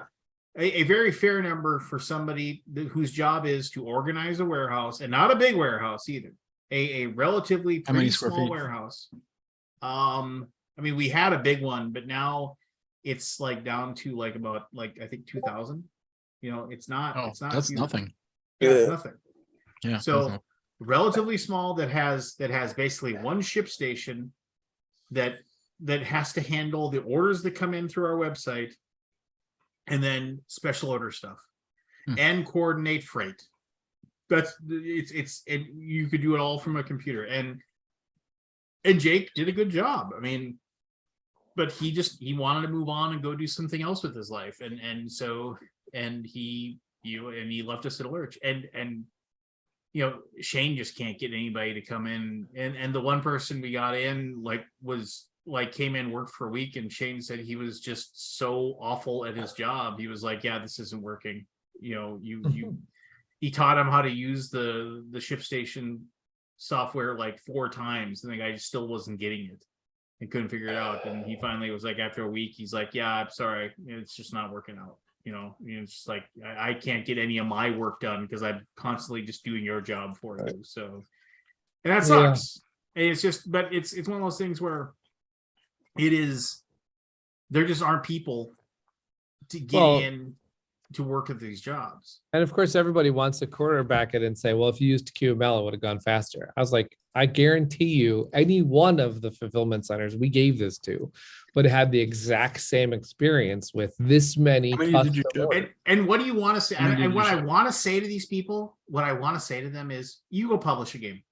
Go publish a game. And you handle the fulfillment. Please. Right. Please. There's a lot of them are like, hey, I would do it this way. I would do it this way. It's like, well, when you get that well-oiled machine up, I will use your company. Well, and then the other thing that you mentioned something is, what are my options? Do I go to like somebody who does other fulfillment? Here's the problem with that is that you have a giant campaign of like thousands upon thousands of orders. You go to a company like that handles food, and you say, yeah, here, I got these 15,000 orders. They say, I'm not going to deal with chump change. Yeah. See you later. Right. Because I handle food, and I'm talking about, I have hundreds of thousands of orders a day that I go out. Why would I take the time to handle the logistics of your penny ante little fun little project?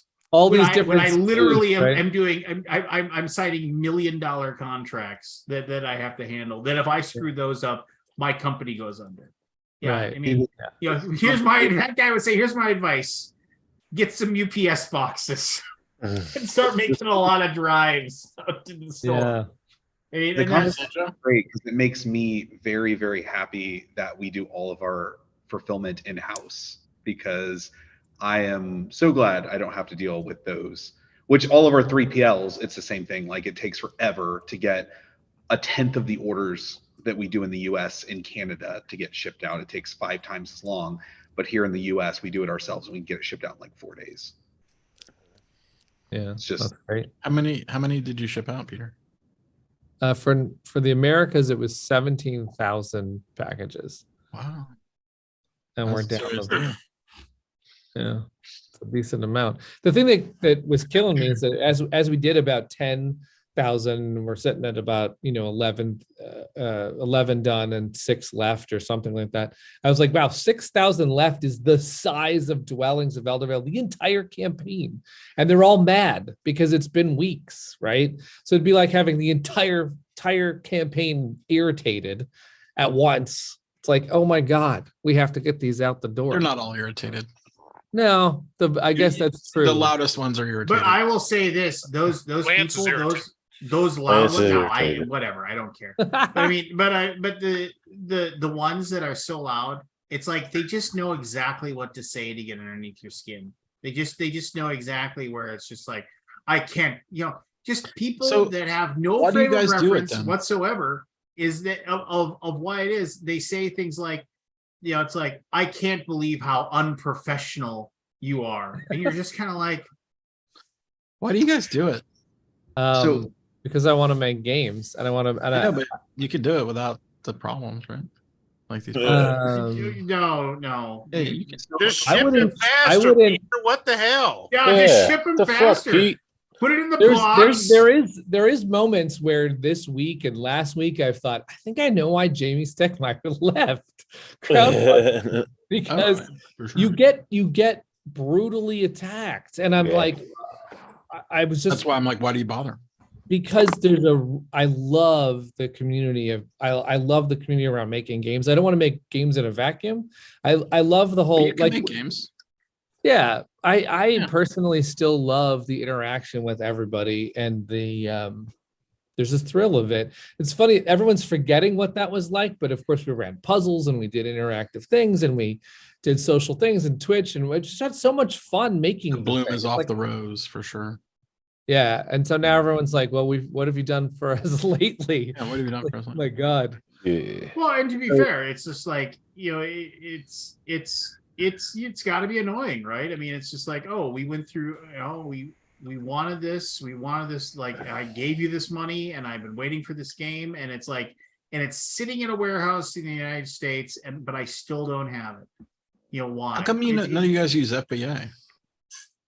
Fulfilled by Amazon. Like they know to ship stuff. Amazon's like regulations are a nightmare, and it costs a ton of money. Like you would pay twice as much and have to jump through a lot of money solves a problem now. Yet again, I'm just saying, seller. There's a solved problem here. FBA is really tough, and we're a huge Amazon seller. Like we do our own Amazon selling, and it's a rough thing to jump through. But here's the catch-22 for fulfillment. The people that spend the most money, which are generally the people who are most vocal, get the most screwed in fulfillment. Because the way fulfillment works is the people who just got the base game. They're like, I just want the base game. That's the first out the door, because they're like, hey, we got 6,000 people that just got the base game, nothing else. Let's just get those out. Yep, we discovered that. Yeah. Boom, boom, boom. I've learned that myself. And then you do the people who did the all-in, but nothing else, no add-on. But what happens is the people that are like, hey, I went all in and I got like 8 extra sets of dice, and I got this plushie, and I got card sleeves, and I added on extra metal coins, who have like the list of stuff this long on their packing slip, they're all the way at the bottom, because the way fulfillment works is you do it in batches, with the biggest batches up front, and then you work your way to like smaller and smaller batches. And the last 20% of fulfillment takes about 40% of the time, because you're doing order by order at that point. Basically, there's very few orders that have more than 10 slips that are identical, so you're constantly having to like pick and pull different things. There's more errors, so the people that spend the most money get their games last, and they end up getting kind of like screwed in the process. So it's kind of a little bit of a secret, but we don't want to say that, because we still want people to. God, I really discovered it on this one. And then there would be people who'd come in and be like, I guess I just won't order more stuff next time. I'm like, you could deny yourself, I guess, if that's what you get out of if that's a lesson you're taking, fine. But like, I had to batch that. We had to batch things, right? So then there was a guy who comes on and he's complaining about it, and he goes, I just don't understand why you gave it to the lesser backers first. And I was like, dude, I can step away now. The rest of the backers are going to eat you alive for what you just said, which they did. They came like, what? We're lesser backers. It was great. But like, if you just took it logically, like it makes sense. Like we can't be like, oh, you spent the most money, so we're going to fulfill yours first. Like, no, obviously you fulfill the biggest group of backers first, like because you can get it out faster. Like it's just common efficiency sense, but people don't want to. Did any of you guys back the Darkest Dungeon thing? Like that apparently is shit the bed. Oh no. Whatever. Well, I mean, I'm not really following it because I really just don't care. But well, I don't think they care. But I mean, the biggest thing with that one was they said that they. Now I gotta go see. Well, no, it was one of those things where it's like they realized, holy shit, we didn't charge enough for shipping. Oh. They came back and said we need to charge more for shipping.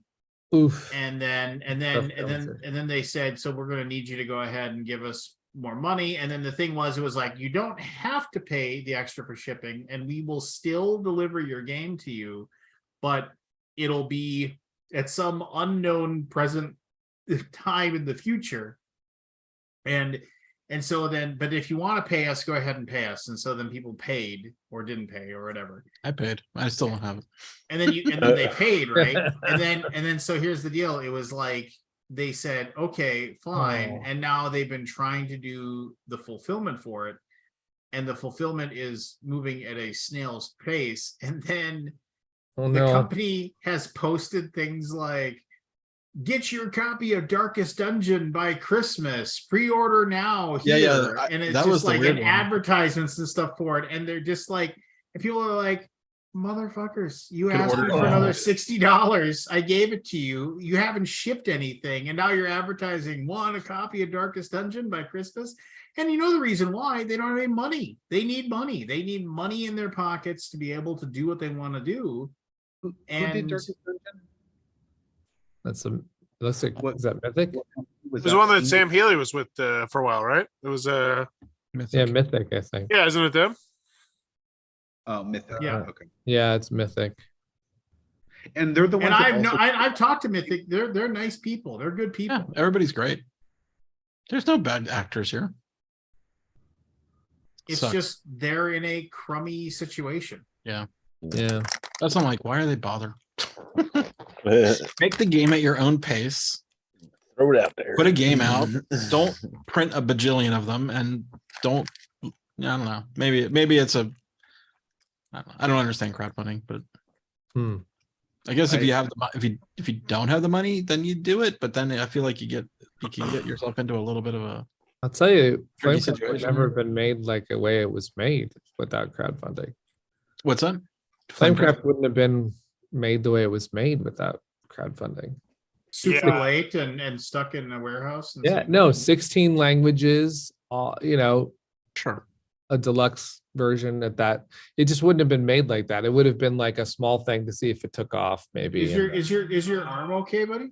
It's a great game, but I think I told you, Peter. It's awesome. Well, you're patting yourself on It's the a good back game, so man. much. I thought maybe deserves you it. might have hurt your arm. Loving the customer service too, just fantastic.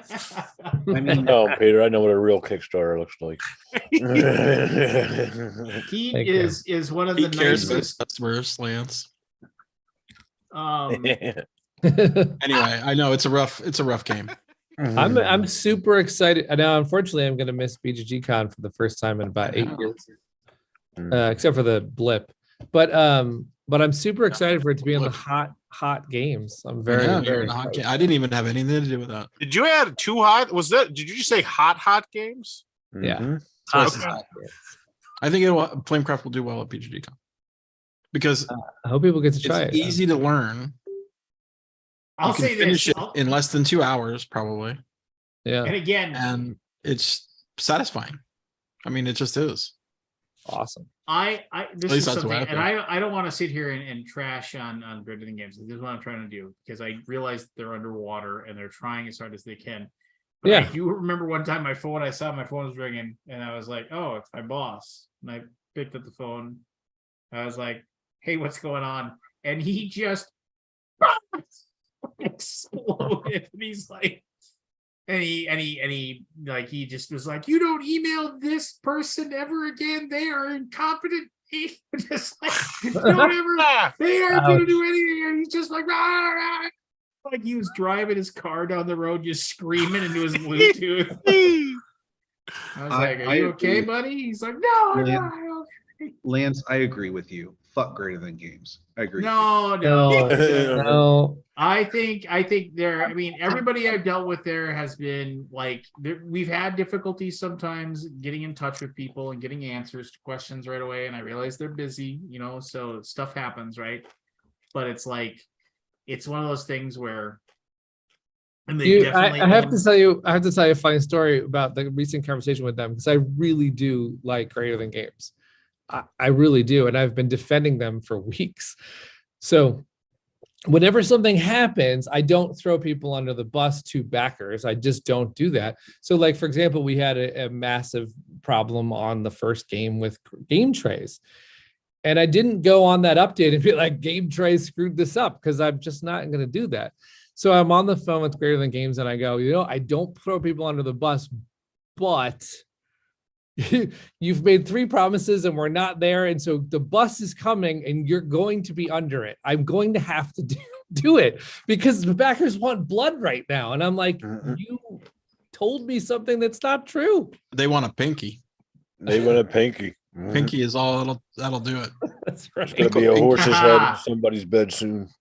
What movie was that from? I'm trying to remember the movie that was. No, that... the pinky's from the. Well, no, I know the Yakuza pinky, but No, the what was that game? The wooden gamer guy, the guy who cut his pinky off by accident. Oh, I know what you're talking about. Yeah. He showed a picture of his stub on Kickstarter. Oh yeah, What was it? Lazy Gamer. Lazy Gamer. Lazy Gamer, yeah. That's no. fun. So here's my thing about that is that there's this there's this pretty bad movie, Christopher Lambert, the Highlander, but he played in The Hunted. It was like this. Yeah. It had a very good scene of like ninjas and samurai fighting on a train that was really good. But there's this moment where like the head of the ninja clan sends like this guy to go and kill this person, and they fail. And then he comes back, and like they're all in this big meeting in the room, and then they hand the box over to the guy and the cloth, and you see him, and he takes the thing and he wraps it, and he takes the thing and you see him, and he cuts off, and he puts the pinky, wraps it in the cloth, puts the cloth back in the box, and then brings it to the head of the, and he hands it to him, and he just looks at him and goes, "Is that all?" And the guy has this look, and he takes the knife and stabs it in the heart. But I just remember the look on the guy's face when he hands him his pinky that he's just cut off, and he's like, "Is that all?" What movie was this? The Hunted. Well, if you just want to watch cheese, it's well worth the watch. It is. It has, like I said, it has a fantastic scene of samurai and ninja fighting on a bullet train in Japan. That's the next thing we're going to do with the dragons. They're going to be ninja and samurai. That'll work out great. It'll be great. It'll be amazing. Maybe I'll get that in 2024. Let's get all the first ones done first. Yeah, I will buy the basic pledge. Are they projecting this to be done by the end of the year? What was that? Are they projecting this to be done by the end of the year? I mean, we're trying to get all of the. I mean, there's still going to be like. This is what also I keep reminding everyone in the U.S. who gets irritated, is that Brazil is literally on the slowest boat. I believe Brazil is getting fulfilled in December, but I don't see any Brazilian backers on the wall. Like what? Like they're not. They're happy if they get it. Why can't you be good like Brazil? Brazil right? Is the worst place. We stopped shipping to Brazil. Oh yeah, I know. Nothing ever came through. I mean, it's kind of amazing. We pushed so hard to deliver this game to Brazil because I didn't want to leave anyone out, and I'm like, this was such a pain in the butt to deliver. I mean, it was so many. Not done yet either. Hopefully you get. Yeah, right. We're not even done. We had to get so many customs forms. I'm like, this is not worth it. I want to get it to everywhere, but it's just. Anyway, so I think this guy who came up with an idea that where you would ship the games to stores and people would go to stores and buy them at one point. Remember that? What was that guy's name? Everybody's had that idea. Everybody's had this. So I have heard the genius idea of I'm going to be the person that like makes the central hub. There's always this.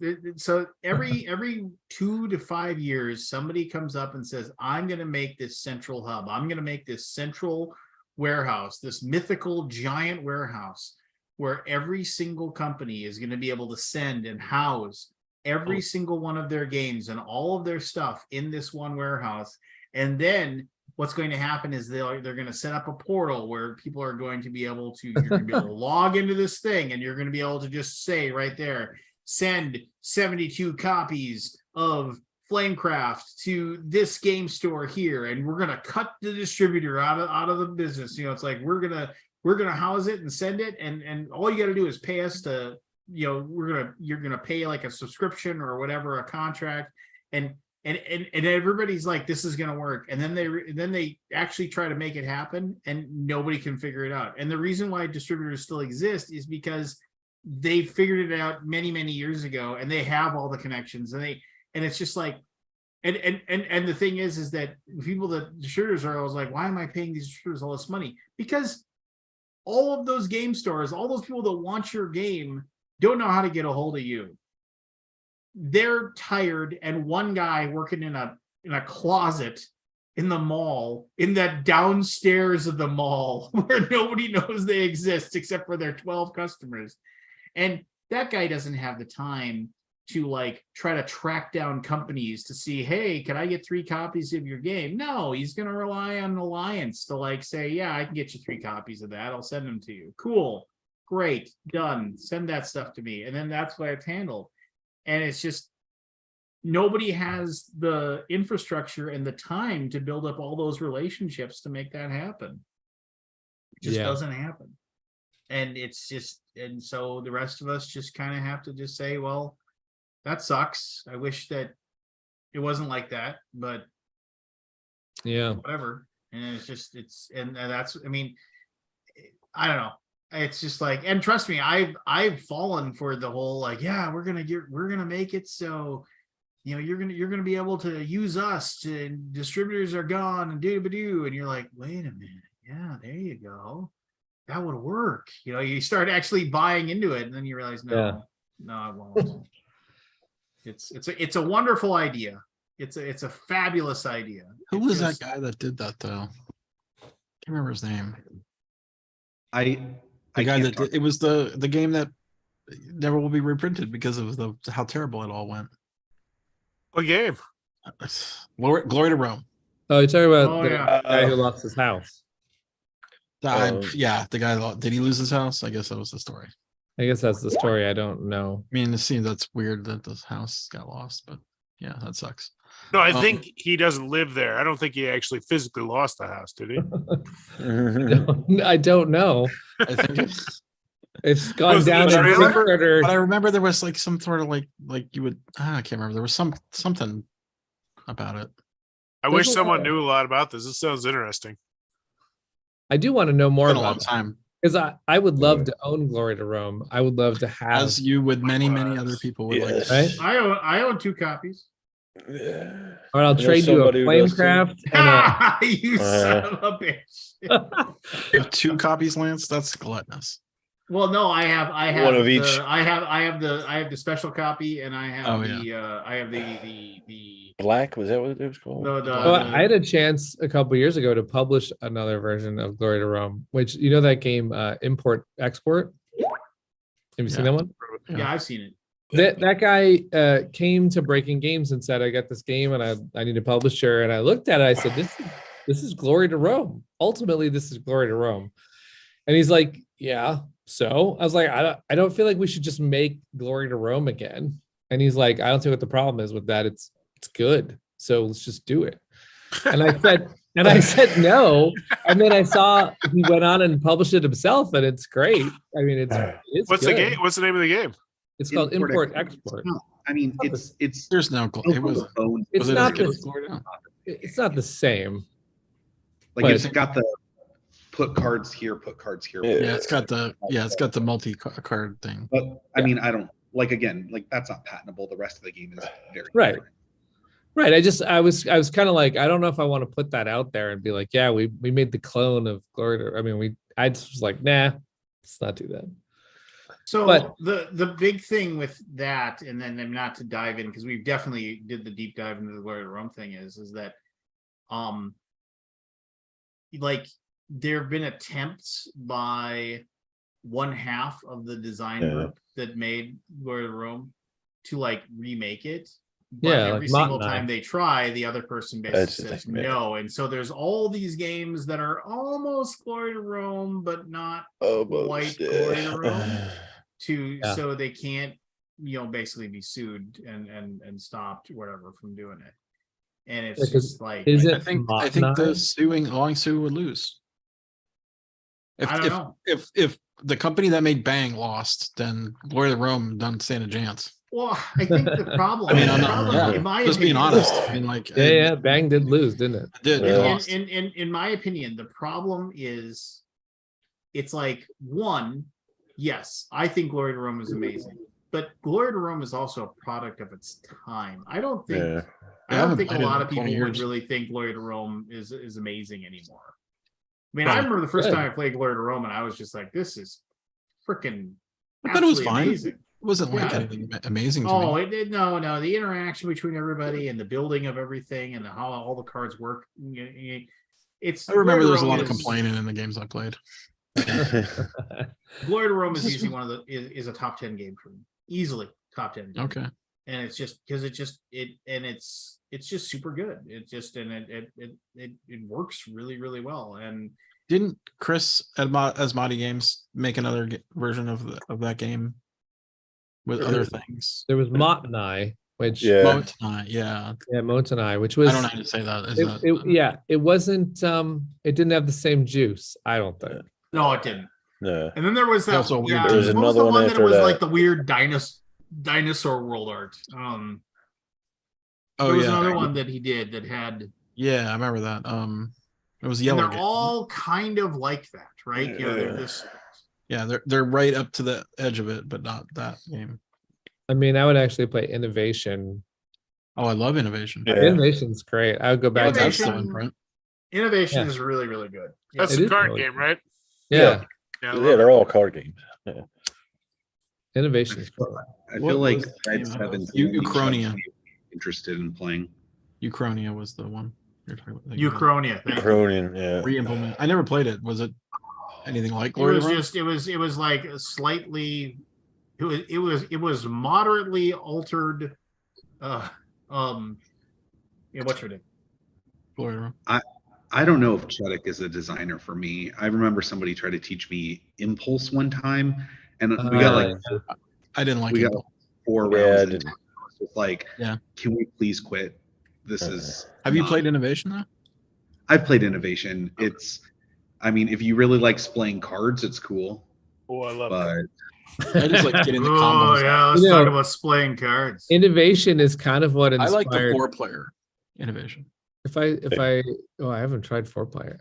It's great. Teams. My co-publishing partner Brad Brooks made Rise of Tribes, and both of us really like Chuddick's work. So Rise of Tribes started off as we were really inspired by that. So originally the Rise of Tribes actions were all upgradable by technology. So if you got the horse or the cart or various things, then they would upgrade what the dice did, just like the numerical things in Impulse got upgraded.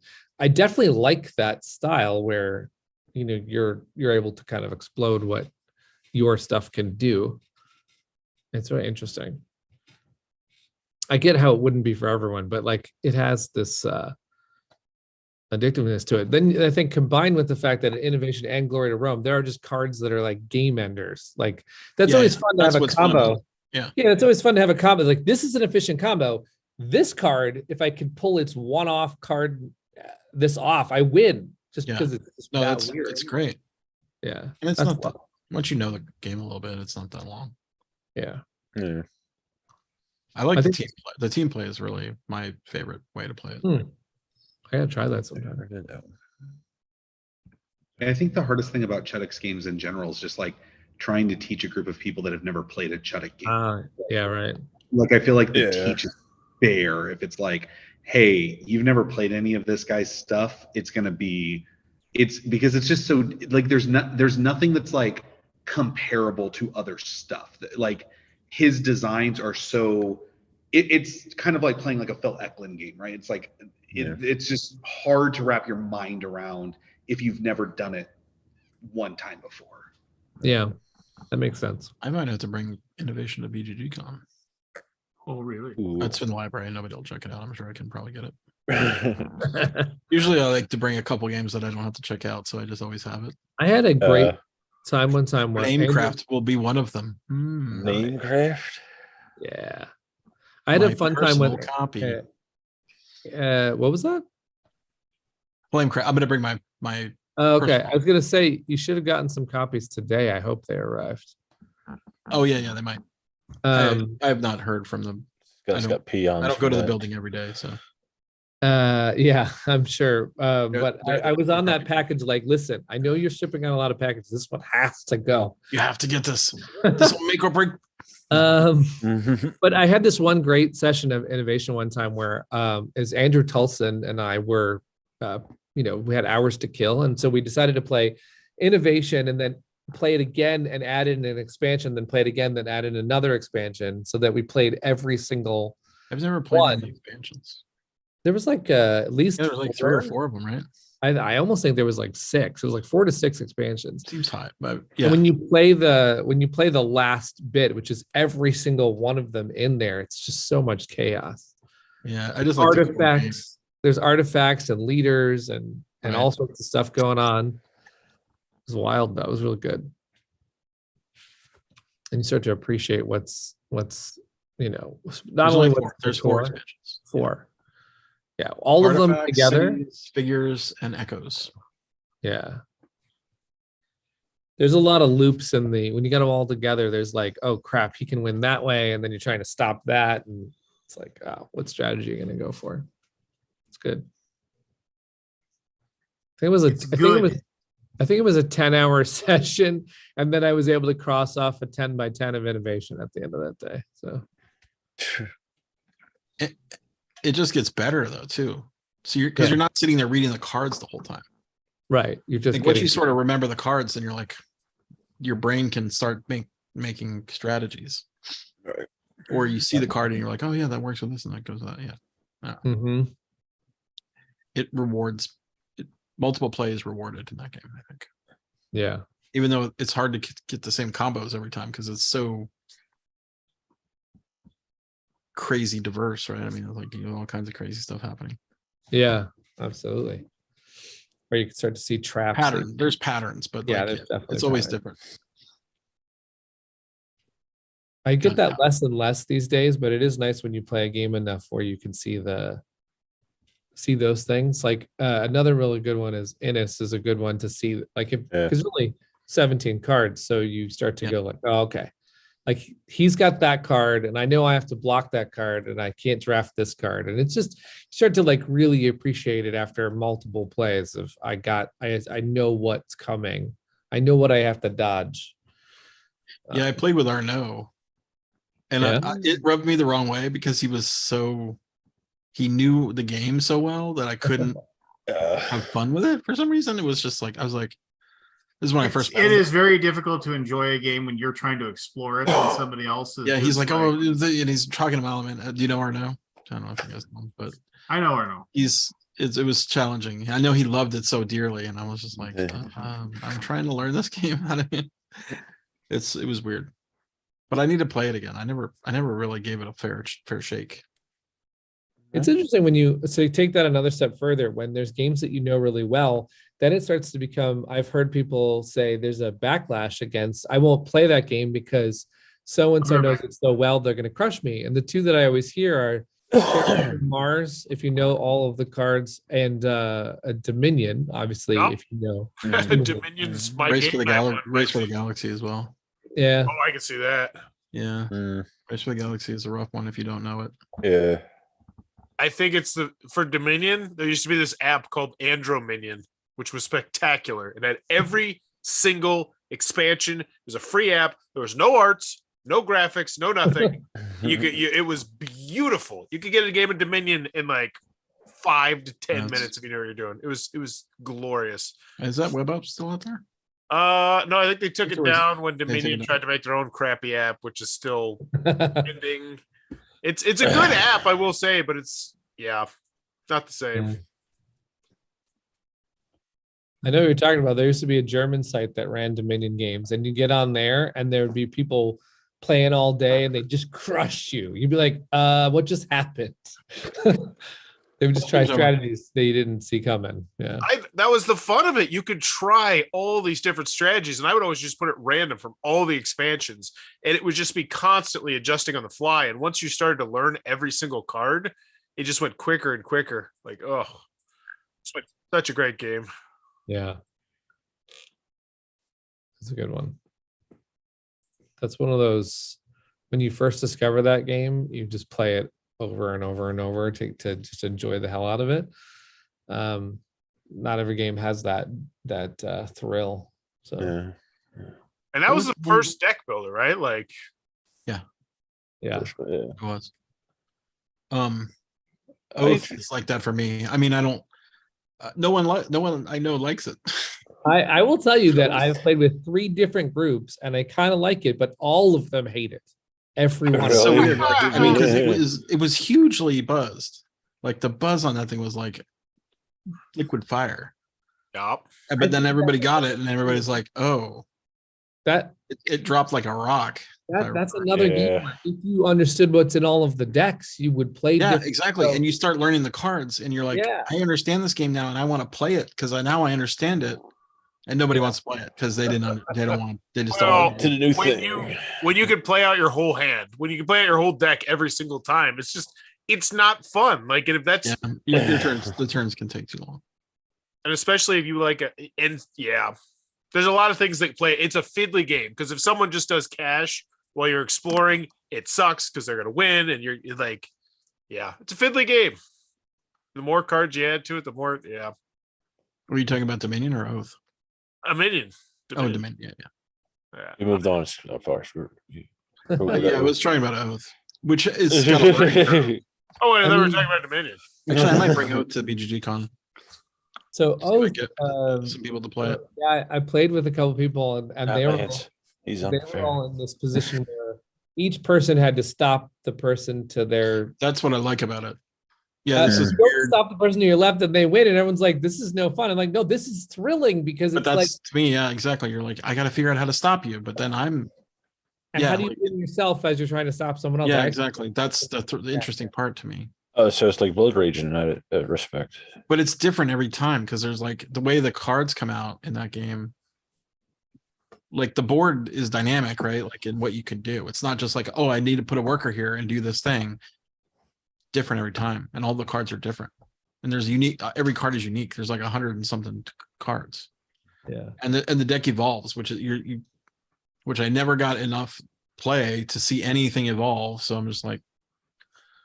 It's one of those games that I feel like I got away from me a little bit. Yeah.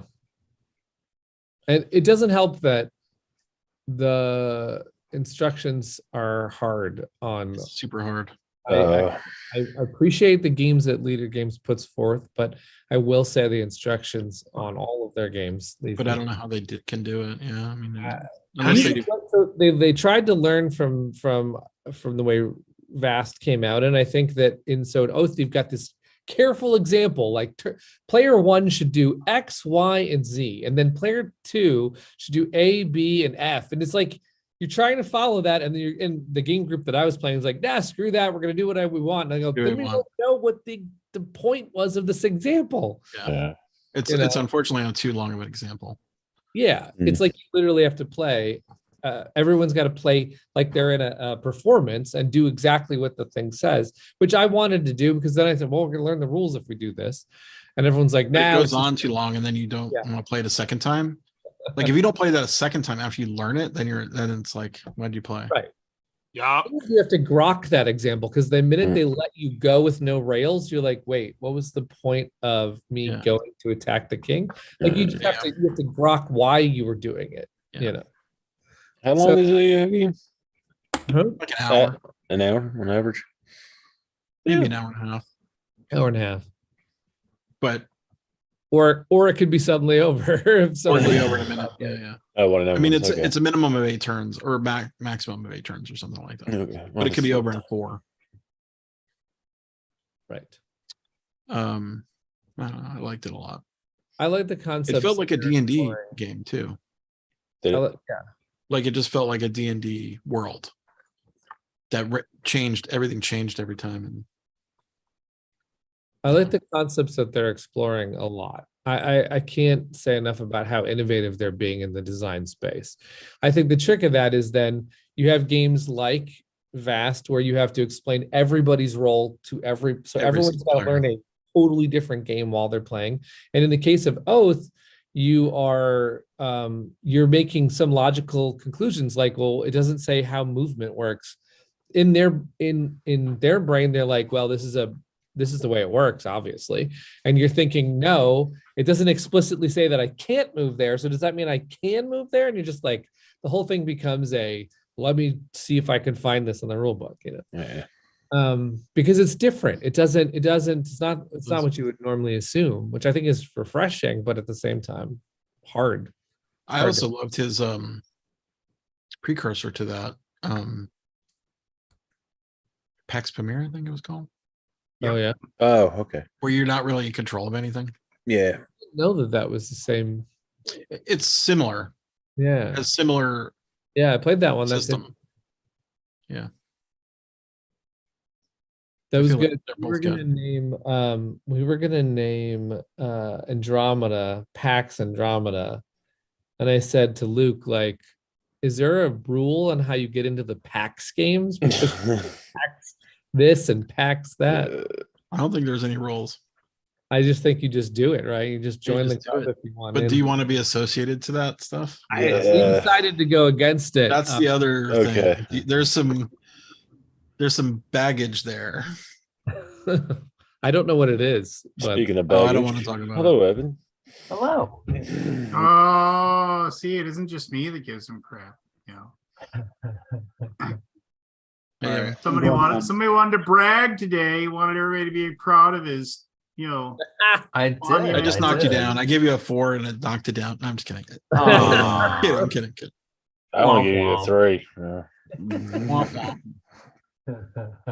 Anything that that possibly helps Gray Fox Games make more money, I am all in favor of.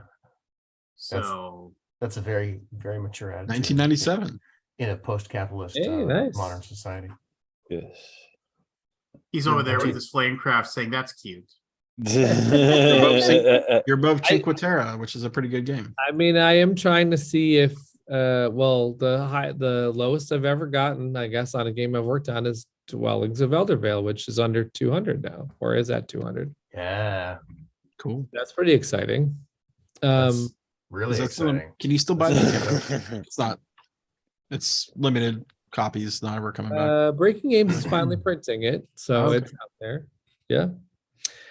I think that was what it was biggest obstacle is you gotta get copies out there for people to play, otherwise they can't find out it's good. Yeah. That's why it's helping Flamecraft right now is just there's copies out there, and so people can play it and find out if it's for them, and that is of course helping our rating a little bit. Yeah. Yeah, you're about to breach the 1,000 mark on Flamecraft. Pretty exciting. Nice. 1034. That's really cool. You know, you can look at your history of their stats. Oh, you guys ever seen that? No. I'll share my screen real quick. Curious. If Lance can let me. Ooh, what do we Should say? be able to. That's exciting. We're looking at sweet. So if you go to stats, what overall rank, you could hit this little. There's these little. What? Where's this? Wait, yeah. I gotta pull this up. That looks cool. That it? seems like I think I could do a video on that. Where's that? Yeah, this is a really cool. Oh. We added this a while back. There's a lot of stuff on BGG people don't really realize. I don't know. I mean, I can't keep. It's hard. I mean, I guess I don't know. There's no manual. I can't find. There's a couple weird blip. Yeah, there's like some weird blips there. I'm not sure. Where's that button?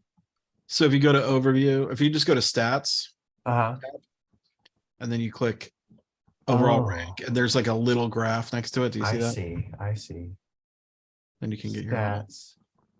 So you can, change it to all time or like 1 week or. Oh my gosh, that's really like it's like a stock market chart. That's freaking awesome. There's so many cool things, man. Try it. Yeah. Well, you just keep trying. You gotta keep working going there, buddy. Did I break it for this one? Okay, there we go. It's got update. You peaked here, plateaued. It keeps going. It keeps crawling. It keeps grinding up. Yeah. Nice. You're getting like a grinding. Grinding. Keep on grinding.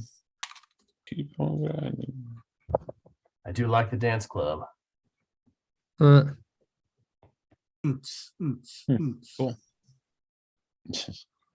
Yeah, what's dwellings? Yeah, I'll see what the. Give me another one. What's another neat, nifty thing? What's another feature nobody talks about that you that up and down? Do you think is underappreciated? This when it actually got released, or when it started shipping. Yep, that is one. October 11, 2020. Yeah. Wait, did it? That seems early. Or late. It's late. I mean, it kickstarted in the summer of 2019. It took Breaking Games a little bit to get it out the door in October, and then it went finally out the door. And then it went. Pandemic that was 2020, right? Yeah, it didn't have its time at the cons because of the fact that it came out in 2020. Right. Did you even have a custom date slider at the bottom? This is a cool plugin. I didn't write this plugin. I was gonna say high charts. I don't know if you can see it on there. It's like highcharts.com. I was like buy this. trying to find a transaction in my bank software is like way harder than this. Huh. There's the Kickstarter and then some ratings and then there's the release. That's fascinating. Oh, when it launched. Yeah, that's when it launched, and then let's see when it released. Versus a game that doesn't have a Kickstarter, it's interesting, probably flatter. Yeah, right. Another role the crowdfunding does. Zoom.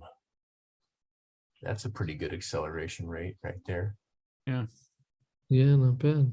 So when is There's it? all these hidden little things within your website. Funded September, awesome. and then it just stayed for a while, and then that's when it released. Yeah. So I don't know if you guys know this. You can click on the 10s and get just the 10s or the 9s or the 8s. Mm-hmm. I do look at that. Every time I've taken a beating from. And if you want to read comments, you got to go read the 10s. Be like, yeah, I just got to go read some of those nice ones to make sure. Snooze fest, went. Yeah, snooze fest. I know. Trash game. Available in retail months before you even get a copy. It's cheap. Months. I love that. Months. Exactly. Oh wait, can I mod this? I'm showing you the secret mod tools. The things that I love about that is just like when you find somebody that it's just demonstrably untrue, and right? You're just kind of like, I wish played on October 15th. Nice. Yeah, you're like, I wish I could write something, but it's better that I can't. Yeah. Better that you can't. Yeah, you are just wrong, but I shouldn't say it because we threw somebody out of our Discord, it's happened like twice ever. Oh no. Like and not like it was one of those things where it was like the person in question just was taking any chance they could just to take a shit on us in our Discord. And then we threw him out. He was like, "Why did you do that?" And I was like, "You can feel free to go ahead and complain about us everywhere else on the internet, but this is our own private Discord." Yes, and we are. Yes. So here, people don't really realize that it's your house. Right. Yeah. You're walking into my house and telling me that I'm a piece of crap. I'm showing you the door. Just like right. And we currently have the Facebook group for Flamecraft, which has almost 6,000 members. Nice. And we keep every post on moderation. Mm. And so when people started getting frustrated, they started posting these, rants. And I was like, yeah, not letting that one go through. Yeah. I'm actually going to not. BGG's like that too. And so they'll be like, "Oh, you won't let me rant." It's like, I'm sorry, but don't have to let you do that on our nice page. Yeah, right. There's literally everywhere else on the internet. Go ahead. In fact, go to Twitter. It's got free speech now. Yes. You can go post whatever you want on Twitter. Whatever you want. Put up spend a bunch of money to put up a big old billboard that says, "This billboard sucks." There was a really fun moment, Scott, where there was a BGG thread that was started. This guy was very angry. So he started ranting over there, and I went over there to go try and calm him down and say something. And then I logged off for a while, didn't go back to it for a bit. And then I came back and I saw all these, this was removed for disruption. Antagonizing. It was hilarious. I was like, oh, okay, so I see where this went. You went too far is what you did. It was very refreshing to see that it was like, okay. Yeah. Moderation's a weird beast. Yeah. We used to just delete stuff and you would not see any remnant of it. Now we delete and you see a remnant, and now we go to the other way. Like this pendulum swings back and forth of like not enough moderation to too much moderation. So it's like whatever. Yeah. I think we do a good job. Yeah, I could tell. You guys used to be very free with the ability for people to speak. I changed the rules. Yeah, Lance hasn't been on there. Better. You used to let people it was a little bit like the Wild West. It was a little Wild West, yeah. Yeah. I mean, I wanted to grow the board game world, and the Wild West is not good for growing the board game world, in my opinion. No. Yeah, sometimes it's not. Why would you want to go into a place where you get shot? It's good. Like the Wild West. This theme park's amazing. Wait, are those real? Oh no. Well, what's interesting about that notion of getting shot, right, is that so I'll find that the Kickstarter wall has its moments of ebbing and flowing to something aggressive and something not, right? And what I've noticed is that, well, first of all, the only people who are on the Kickstarter wall anymore are the ones that don't have the game. So of course it's mostly full of negative. Some people who are a little agitated, a little on edge. And so you'll have someone stroll in there starting to fire bullets left and right. And everyone who's good, right? I mean, not to say that they're all good. It's just that everyone who's wanting to speak up is like, I don't want to get shot. So they all run to the corner.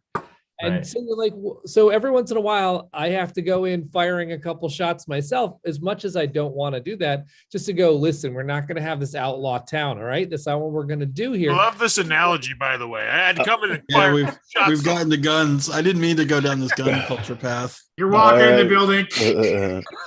But then when you come out and say stuff like that, when you properly mod, then everyone feels okay. Like it's a safe space to say, actually, I disagree with that person. It's amazing that if you don't have a bully running the show, that you get positive. I mean, I think healthy discourse is fine, and I actually think that we've gotten a lot of good, discourse. But it's if it's just all mob, then of course no one wants to say anything for fear of being stricken down in there. So, throwing a strong hand in terms of like, we are not going to let you just slam us left and right over and over. Can you moderate in Kickstarter yet or no? No, sadly, no. Nothing. The only moderation you can submit it to them that I assume just goes somewhere where they read it and say, "Oh, isn't that cute?" And then they just say, "No, thank you." You do have one. It's Michael Jackson with a bowl of popcorn that you should do. The only tool you have is before it's shipped, you can fully boot them off the wall and refund them. Like that's a one move. It's a one ticket. You have to completely. They get a refund, and they're gone. Out. Yeah. So I had a couple conversations with people, and I said, "Listen, we can and we will remove you from this wall if you continue to curse." And then basically they would calm down because they don't actually want to lose their pledge. Right. But that's the only thing we could do. There isn't a, hey, this person's spamming every day, 10 posts a day of misinformation. That doesn't matter to Kickstarter. They don't. That's not against the rules. I mean, say it matters to them, and they say that they will review it, and then they don't care. Yeah, standard setting in any community is, a super, very interesting human artifact of community. Like you see it in leaders of different cultures. You see it in, religious movements. You see it in lots of different arenas of human society, and it's a very fascinating. You see it in business, like I have 12 employees at the coffee shop, and it's like the way that you manage those employees. Like if I don't hold people to standards, we don't have standards. Yeah. If you don't enforce the standards, you do not have standards. Yeah. True. Makes sense. I used to wait tables, and I would walk in. I would have like a morning shift where the restaurant didn't open till 10, and I was supposed to be there at 8 o'clock doing pre-stuff. Right? That's a lot. I'd walk in at 8:05. Really early. And I'd walk in at like 8:05, and if the manager didn't like bust my chops about that, the next day I'd be in at 8:10, and the next exactly. Day, yeah. Pretty soon I'm like 9:55. I can do this. I can get ready in 5 minutes. I remember I worked at this pizza place, obviously, and that no longer exists anymore. They COVID finally killed them. But so when you guys come to town, you can't go to Happy Joe's Pizza. But anyway, pizza in a cup, right? Lance? Wasn't the food poisoning? It was COVID. It was so good. It was so good. The food, they had really good pizza. Sad Joe. I remember there was a sign up on the wall that said, "You are expected to be here 15 minutes before your shift begins." And so I was like, 18. It was like it was one of my very first jobs I ever had. And then of course they're required by law to have that like thing about your rights as a person who works and everything like that. That's on the wall right next to you. You're required to have that by the spot where you're check in. So, I show up and I'm there like 20 minutes early or whatever, and I'm just kind of bebop around. And the idea is that if it's busy, the manager say, hey, just punch in right now. I got pies that need to go out the door, right? But if there was something for you to do, you were there and you were just bullshitting with people and just whatever. And I remember I was sitting there and I didn't have anybody to talk to, and I was like reading that list or whatever, and like the fourth or fifth paragraph actually said that like, it's like if your employer specifies a start time, that is the time that it's like you cannot be expected to be at a place of work prior to the time that they allow you to like begin to be paid for that time.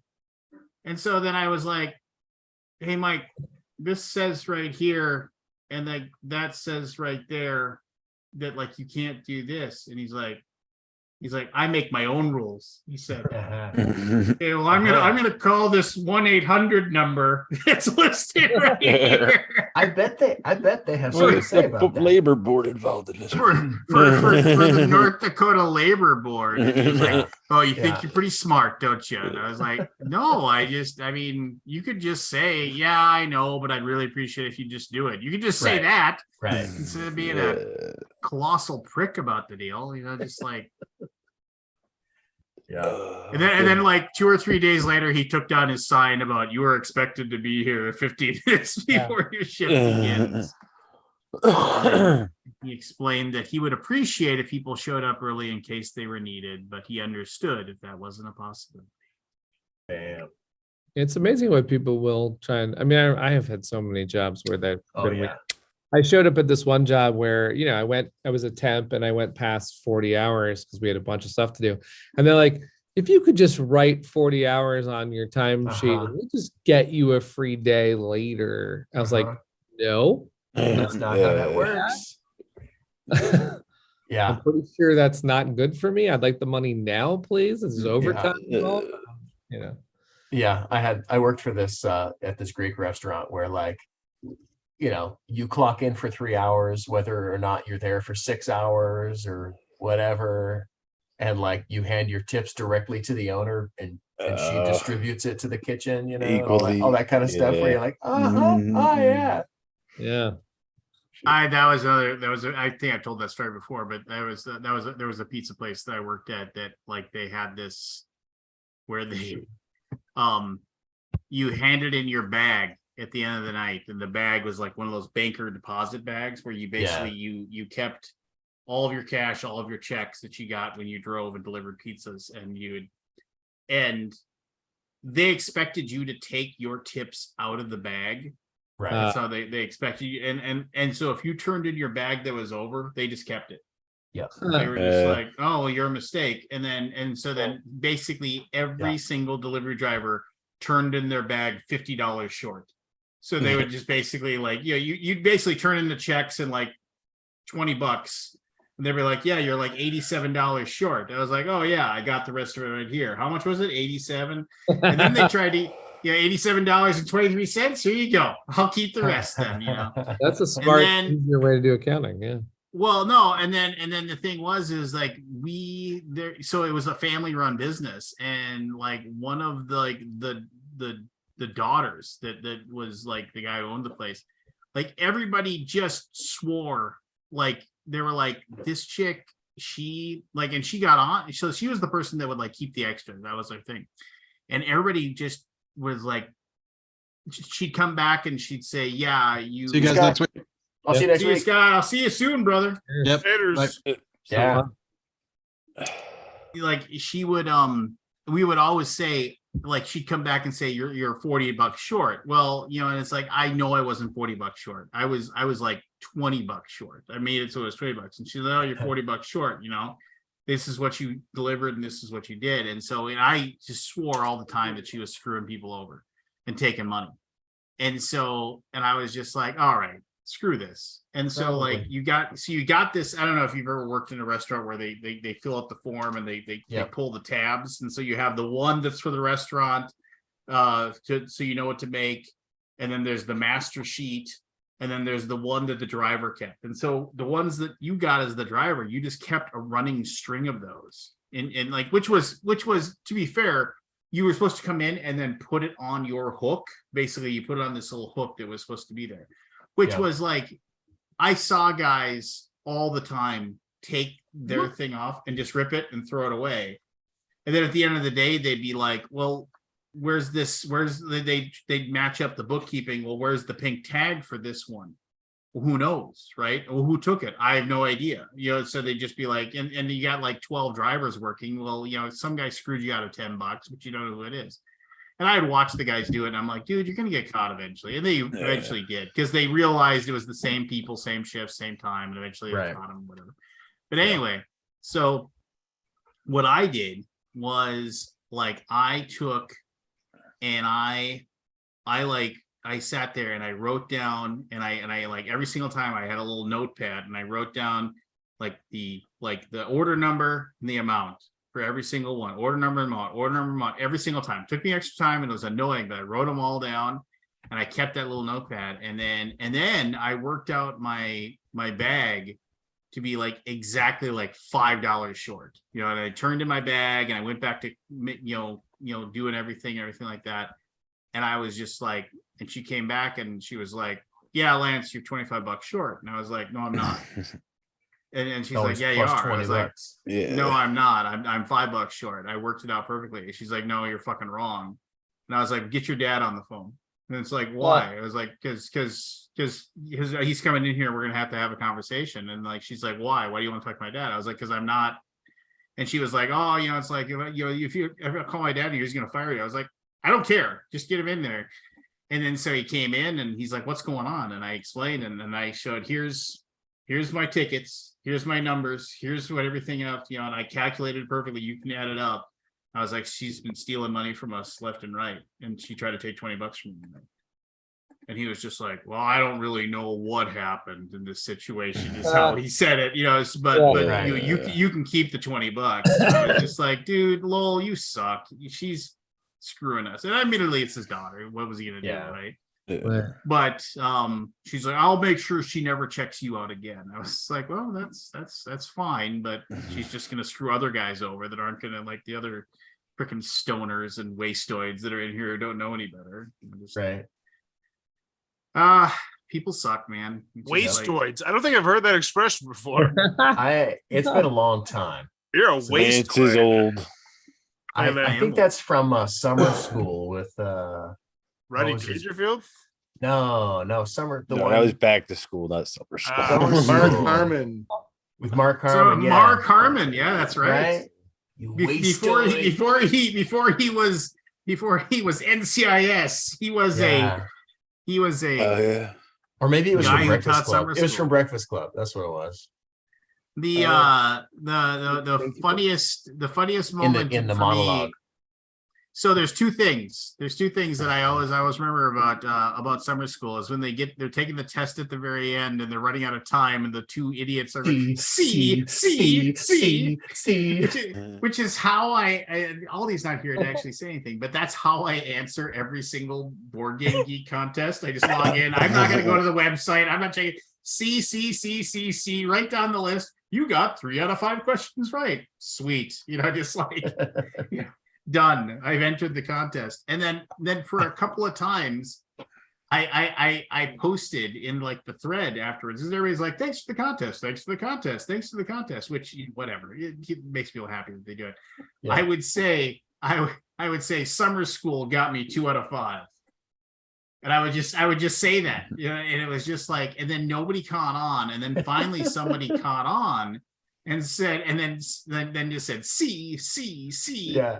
And then I think it was Jeff Anderson, or it might have been Octavian, reached out to me and they said, you can't post answers to the questions in the thread because people have to look them up. And I was like, but I'm not posting answers. I'm saying summer school got me 0 out of 5. Summer school got me 1 out of 5, you know? Yeah. And it's just like, and then that was the closest I think I ever came to being moderated on BGG. Amazing. There's no way.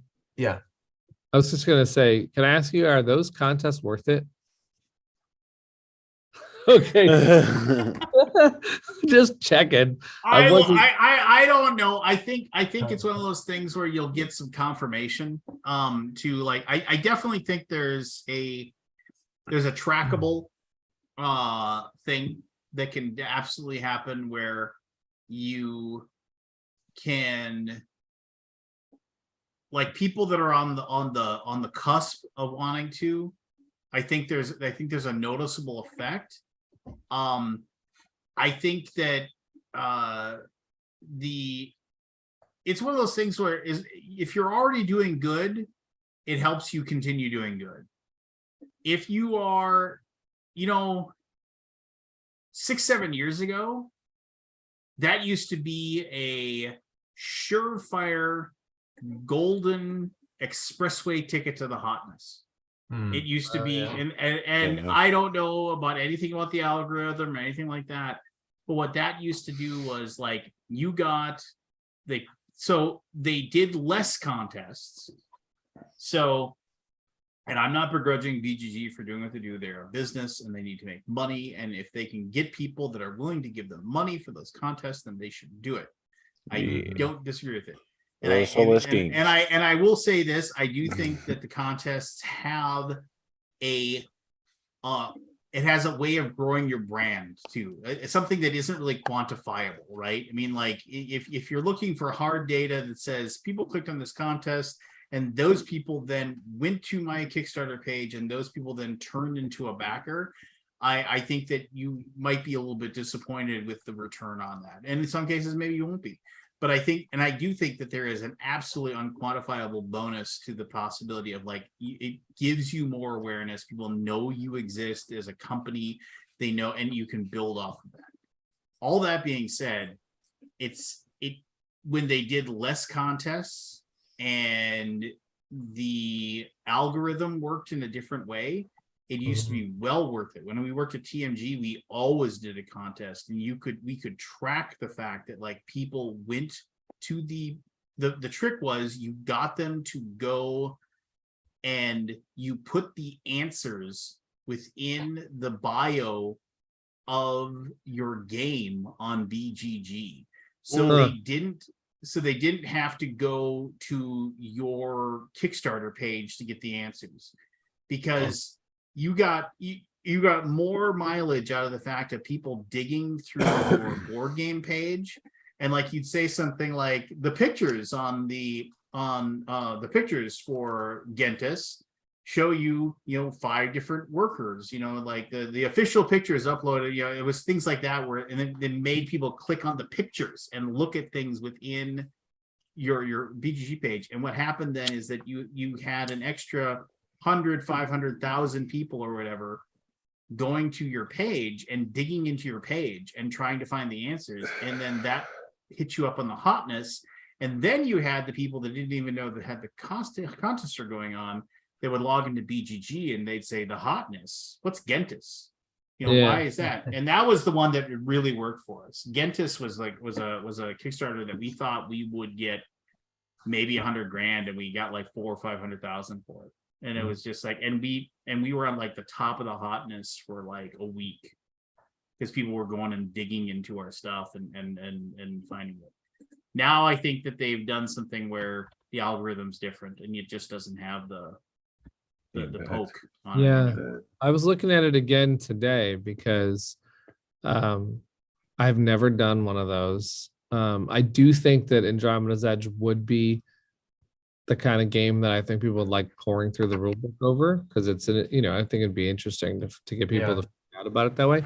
But I'm looking at the cost and thinking to myself, there's better ways to do that. I mean, it just doesn't seem like, I know what you're saying. I do believe there's this non-quantifiable benefit somehow. Yeah. And in the marketing, they're saying this is a surefire way to get to the hotness because they're certainly remembering the past like you have. And I'm like, yeah, I don't know. Well, I think it is if you can somehow get people to just dive into your game constantly and doing it, like, and looking for the answers in your game page. But most people do it. They send people to their Kickstarter page because the idea is, oh, you're going to go to the Kickstarter page and you're going to look up all this stuff and then you're going to back this game, which I think is kind of crazy because the whole point of backing the game is to get the game, right? And the whole point of completing the contest is not having to spend money to back the game. Yeah. Which, I mean, I realize you got to play to win and this, that, and the other thing, but it's just like, you know, what do you do? I mean, it's just, I don't know. Peter, you're here actually, and this is a divergent from like what we're talking about, and I apologize for that, but I wanted to get as a publisher, I wanted to get your thoughts on this. So, like a few weeks ago, there was a thread that was like where this guy on a Kickstarter page said, "Oh, they screwed up and sent me 2 copies of the game," and then the person that ran the company or whatever came on there and said, you know, hey, you know, thanks for letting me know. If you would be interested, I'd be happy to send you a return label to have that game shipped back to us at our cost and our appreciation. And the guy, like, instead of like not responding, he was kind of a dick. He's like, no, I'm keeping it. Thanks. You know, just like, you know, and it was just kind of like, and then people were just like, what the fuck, you suck, you know? And he's like, hey, you know, as for statute 1.7.4, if something is left for me and delivered to me, that it becomes my property and I do not have to return it if I want to. And then the actual publisher stepped in and said, you know, it's like, that's fine, enjoy the game. You know, thank you so much for, you know, it's like, please everyone, you don't need to like, you come to our defense. You know, it was our mistake and it was delivered to him and he's completely in the right to keep it. Enjoy it with our, you know, our thanks for supporting our company or whatever. So I'm not asking you whether you think that guy was a dink or not, because like I said, there's a million ways you could handle that without coming across. You just don't respond. You just don't respond. You know, just like you just say, I want to keep the game. I just won't respond to this. I'll keep it. I'll put it on eBay or whatever. Yeah. But what do you do when like if like a mistake happens and they get an extra copy? I mean, because usually for us, it's like one of those things where we try to dive into, depending upon the fulfillment company, and this isn't something I'm talking about greater than games, but we have dealt with fulfillment companies where like getting them to admit that it was their fault that it got an extra one got sent is very difficult. And they're like, well, we're happy to send them a return label and have them return it, but return. And we're just kind of like, yeah, to have that game sent back to you, in many, if not most cases, that actually costs more than the actual production cost for the game itself. So it's just kind of like, yeah, go ahead and you tell the person, please donate it to your local library, children's hospital, you know, take the time and you know they don't, you know, they sell it to their friend or whatever. But you hope maybe they do. They go and they drop it off somewhere and what have you. But what's your take on that? Do you try to get them to return it, or do you just say screw it? It's the cost of doing business. Yeah, the first evidence of this happened on Flamecraft because we have 2 different colors of plush, and so some people in Europe started to get the spiral stuff happens, and so someone got a yellow one instead of a red one, right? And so we were like, we're gonna ask for like that plush back because it feels like weird to say no, you get that yellow plush back in the mail, right? You get the red plush, which is exactly what you did. So Santa coming in and taking back the gifts. So we kind of just let plush go, and then we've just reached our first case actually today of someone getting shipped Flamecraft not only twice, but someone got 3 versions of their pledge. Gosh. Wow. Merry Christmas. Well, so we said to him, so what you're saying is I don't have 1. This other guy's got 3. Okay, I got it. That's why, Lance. Yeah, he's probably got your copy. He's farting in the box right now. So So we sent the person was nice enough to say, hey, I got 3. So we said, hey, would you mind if we send you a label and just get them back? I think that's the way we tackle it, because of the fact that we do have limited. There's something in Flamecraft that's also very interesting, is the languages. So for example, there's not that many spare French ones. So if you set the wrong one, which we also if it's a language edition, you're screwed. I'm kind of like, so we actually there was one case last week of someone getting French who ordered English, and then they got the French one and they opened it up and started playing before they realized, oh, I didn't get French. So we were kind of like, I guess you just keep that one, because this sounds like a pain in the butt now to get this one back, right? But there's another person who got French who didn't open it, and we're asking them to send it back. So it's case by case. But I do agree that at some point we realize you go ahead and find a good home for that. Right. If you got two sets of promo packs, or you got another pink dragon, or you got whatever, there's a healthy eBay market now. So go ahead and have fun with that, or find someone who, belated Christmas stocking gift. So yeah, I think that at some point it's not worth being.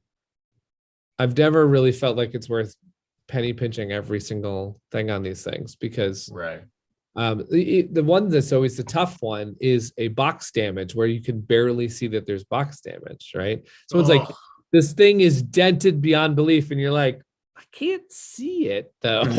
I had a gentleman say to me, it looks like the guy punt kicked it into my house, is the way he described it. And I was like, I am so sorry. Please send pictures, to whatever, and I'll see about it. And he showed it, and there was like this slight crease on the back of his box that was about 3 inches long. And immediately the crease was there. It was an elf punter. But when I hear this, when I hear Chris Cluey, punted this to my house, I assume that like there's a giant like steel-toed boot imprint in the back of the box, and it's just kind of like, yeah. But you guys I haven't heard from Chris Cluey in forever. Who's that guy? He's around. There's Matt. That's not Chris. But you guys are looking at it from the business end of it. Some of these people are looking at it as they're collectors. They want it to be pristine. I can see both sides. I will say right now, I don't think they are. I think that most. Granted, some are just doing it to bitch. I get you, but no. It's just they have this mentality of like and it's not an altogether incorrect mentality, but it is very much a mindset of like, I paid X amount of dollars to have a pristine copy of this show up, and it didn't show up pristine, and it's just kind of like, yeah, I guess. The ones that I'm pretty much willing to send a new box lid every time, even though it's a loss, because the box lid thing drives me crazy. They have no idea that it costs nearly as much to send that box lid as it does to send the game. Send another one. And the other one is on Flamecraft. The art book is a thing that I think, people want it pristine, and I totally get that. And so we send another one. But the one that kills me is that you find some people who are kind of you can tell they habitually do this, because one will be like, hey, mine's dented, and if you want to just go ahead and send me $10 instead, because I've done this with other companies, and you're like, how many times do you get a bad box exactly? Yeah. Every time. Yeah, reminds me. That's just it. That's one of the things that we do now, is that we just offer them $5, and we say, well, actually, what we do is we say we'll give you $5. Because we just flat out say, if they send us a picture and it like literally looks like somebody put a fist through it, then I'm like, okay, we'll get you a new box. That's understandable. But they send it and you see that like, oh, there's like a corner. It's like, is the game playable? As Josh would say, is the game playable? Yes. Well, then the box did what it was supposed to do. Yeah. It was supposed to protect the game, so you would have a game that the box protects the contents. And I realize that's a little bit of a pedantic answer, just like, yes, but the box is also, people like to, like, it's their collection and it's their thing and whatever. The cover of the book is there to protect the pages, but people don't want the cover. It looks like somebody smeared shit all over it, so it's just like, so I get that. But the thing we just say, shipping you a new box is exorbitant. And it's not cost effective. So we say we'll offer you $5 or whatever or we'll give you, like triple that in store credit at our website. And just say and it's just like, and most people take store credit. We send them a coupon. We're just like, cool, go ahead. And maybe it's just like a gift card. Maybe you'll buy something at our website at some time, maybe you won't. It's just. And it isn't the perfect answer. I'll say that all day long. It is absolutely not a perfect answer, because the person's probably not exactly happy. They probably wish that, like, I'd rather have, like, I wish you'd done something different. But yeah, I agree with you, is the fact that it's just kind of like, it's tough, right? It's tough to like. I had one today. Where the way that the package was packed, the pins were packed very tightly against the box lid and went scratch, scratch, scratch. The box lid had tons of scratches on it.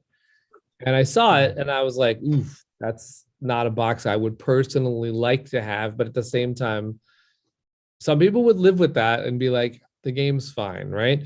So I kind of just take the temperature of the person. If they say this is like, if I want another one and it's bad enough, I'll be like, sure, of course you could have another one.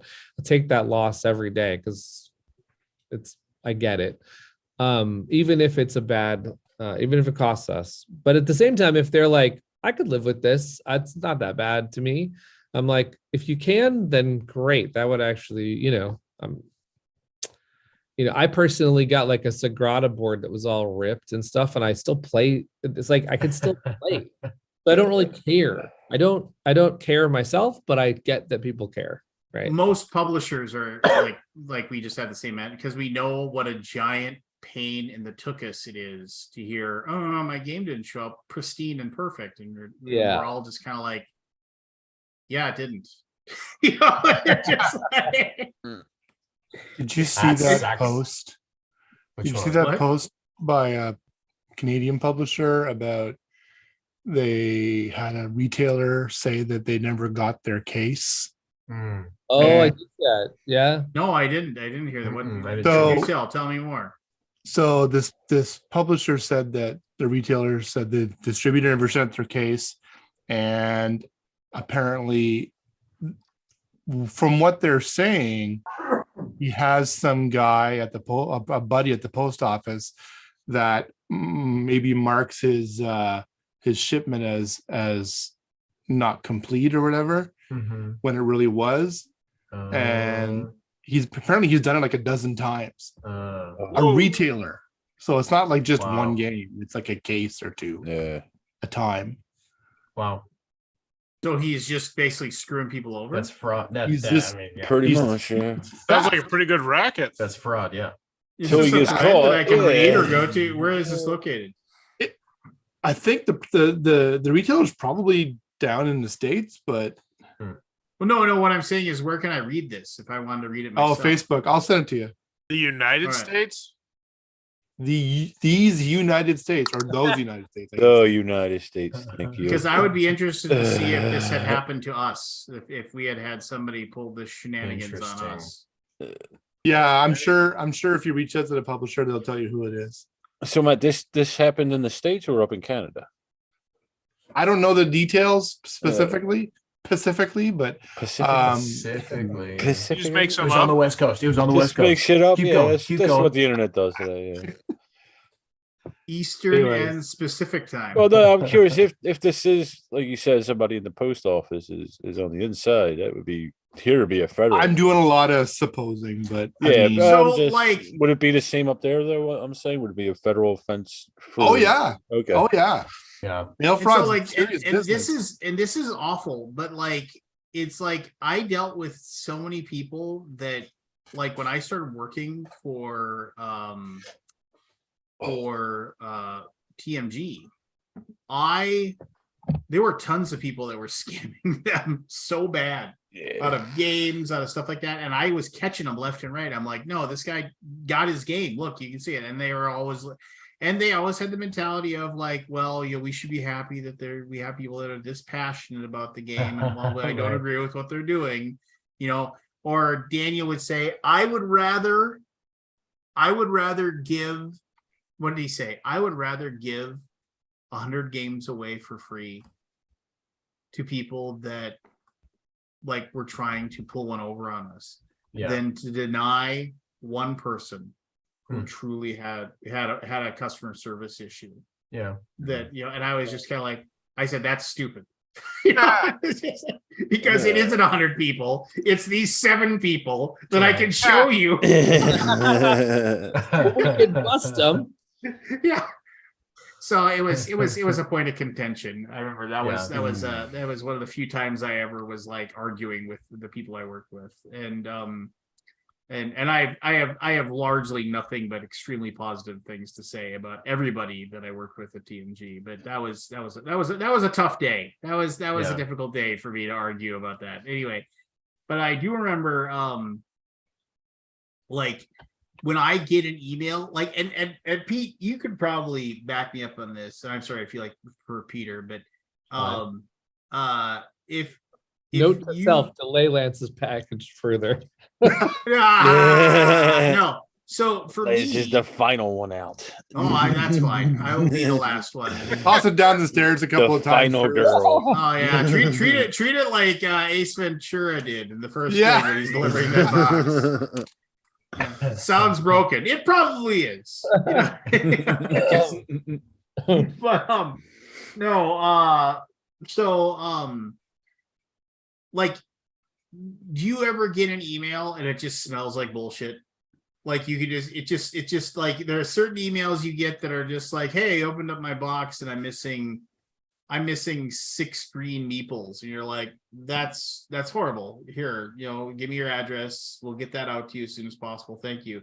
And then you get those emails that are just like, upon opening my box, I noticed a distressing situation where I have this, and then they go on to list like a thing that basically replaces like everything that you need. And you're just kind of like, I noticed that I need an entire 4th extra. I was like, really? Why do you need exactly like 8 deluxe Animeeples for every one of these things, which just happens to be the exact same number you would need if you have to replace the Meeples in a normal game to upgrade them to a deluxe. It's just kind of like, isn't that weird? Isn't that just weird? What a fabulous coincidence. And it's just, and I just hate that, because you can't do anything about it. You have to send them their crap.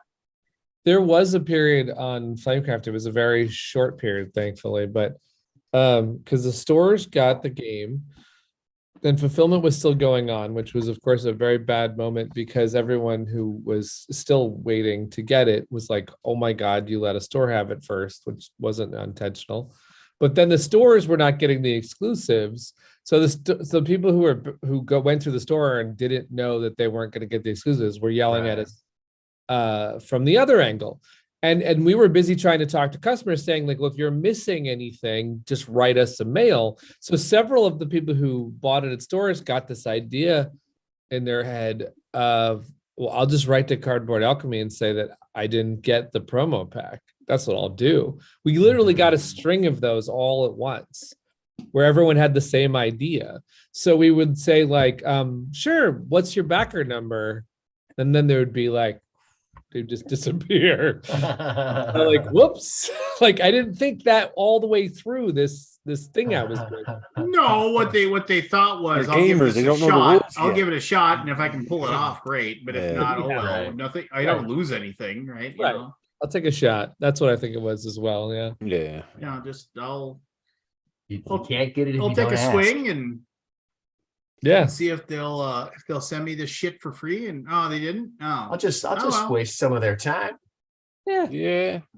It was worth a shot. I mean, the Yeah. other ones that cracked me up a little bit on that same is that you could tell people are trying their D&D skills in different ways. So they're deciding, should I bluff my way in? Should I intimidate my way in? Should I tell them about my 7-year-old daughter and how she's been dreaming of this moment to have this promo? You ruined Christmas. You son of a bitch.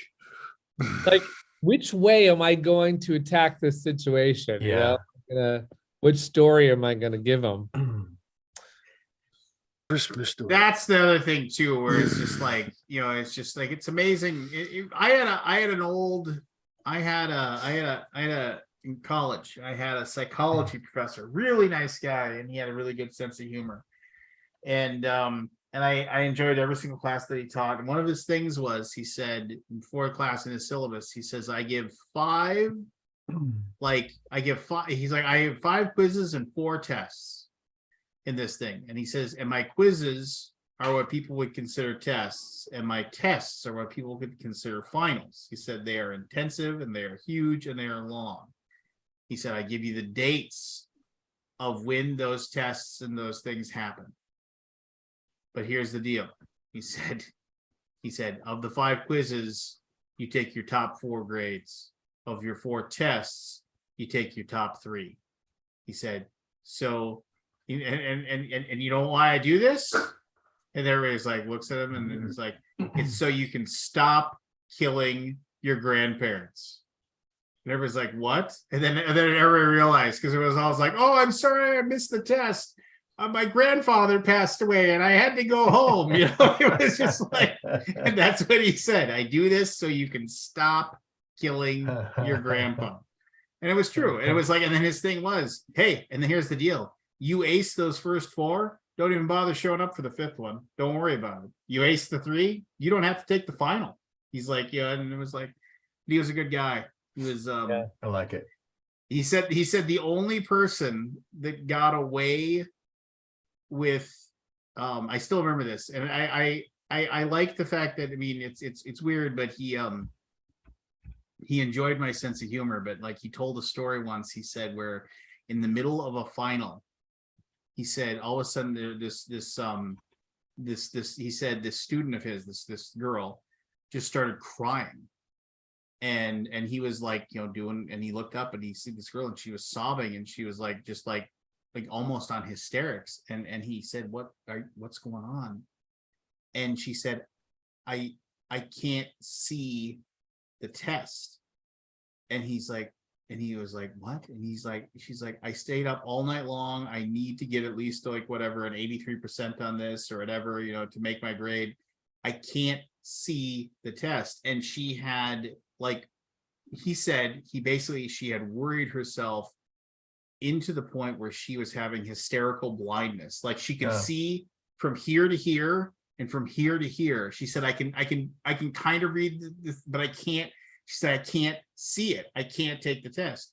And he was like, and so, and like, somebody said, what'd you do? And he said, I like, we got her to a doctor, and then like a week later I had her take it. And I said, so you bought it. That's all I said. Oh, he was like, Mikester, shut up. Yeah. So you bought it. it. Yeah, he did. But I was like, well, I guess that's a real thing. Like, you can worry yourself to a point where your brain will just say, you can't handle this, we're turning it off. Yeah. So you don't have a heart attack. Well, better be a real that much pressure on me. That's your excuse. Yeah. Yeah. I get that way when I play Terra Mystica. Really? Well, and that's, I was gonna say, no, that's like, I know I've shared some of these before with you guys, but like the classic urban legends of the stories about, like, the 4 guys that stay up all night and party, and then they realize they have the big test the next day, and they said, well, what are we going to do? And then, like, well, we'll just not show up for class, and then we'll come in the next morning and we'll tell the professor we were out of, this is before cell phones, right? We were out of town, and we got a flat tire on the way back. We were stuck in the middle of nowhere, and it took us forever to like walk to a place and then get back, and then we just got back. And then the guy said, okay, that's fine. You can take the test, gentlemen. And he's like, I just want to make sure there's no cheating. Everybody sit in a corner. let me get the test. He brings the test out, and then he stapled a new front page to the test and said, which tire was flat? Oh, Love it. Something where all four would know the answer, but yeah, that was the first question. That's epic. Yeah, but of course it's one of those like, oh, wouldn't that be cool if, like it's not a real story. It didn't really happen. It wouldn't be cooler. Then the favorite one, in my opinion, is the exacting horrible professor who's very draconian and goes through his rules every single day and talks about you will be here on time. I will lock the doors immediately at this time and this, that, and the other thing. And so then when he said your final grade will be, your final exam is 60% of your grade, and you will have exactly, like 180 minutes to complete it or whatever. It is like a test of, it's 500 questions, just something that just sounds like, prison would be better than this guy's class.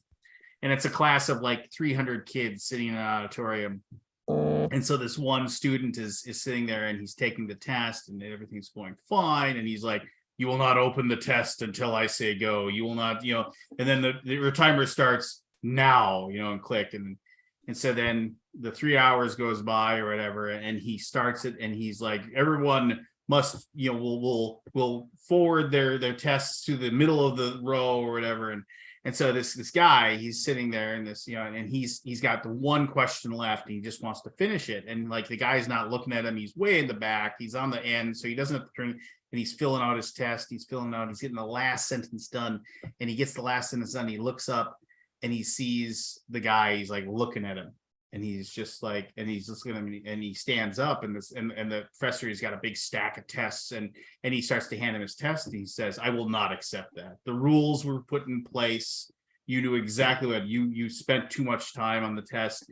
You will not be able to turn in. You will get a 0 and you will fail my course. I will see you again next year. And he says, you can't do that. Do you know who I am? He says, no, I don't know who you are. And furthermore, I don't care. He says, great. And he picked up the stack, stubbed his test in the middle, put it down, ran out the door. So that's great. Yeah, but it's the wouldn't it be cool if, it's an oldie but a goodie. Right. Yeah, it's those urban legend stories. They have like, because that's like, and then they even talk about that one. I read a whole essay about that, and they said that's the one that, like, because we want the stuffy piece of crap, rigid, evil dean to get his comeuppance, and just like we so desire that, like, because that's justice, right? Because that, and it's just, I don't know, I like those old stories. They're fun, but it's always, they're always like, yeah, my cousin's friend's brother, this actually happened.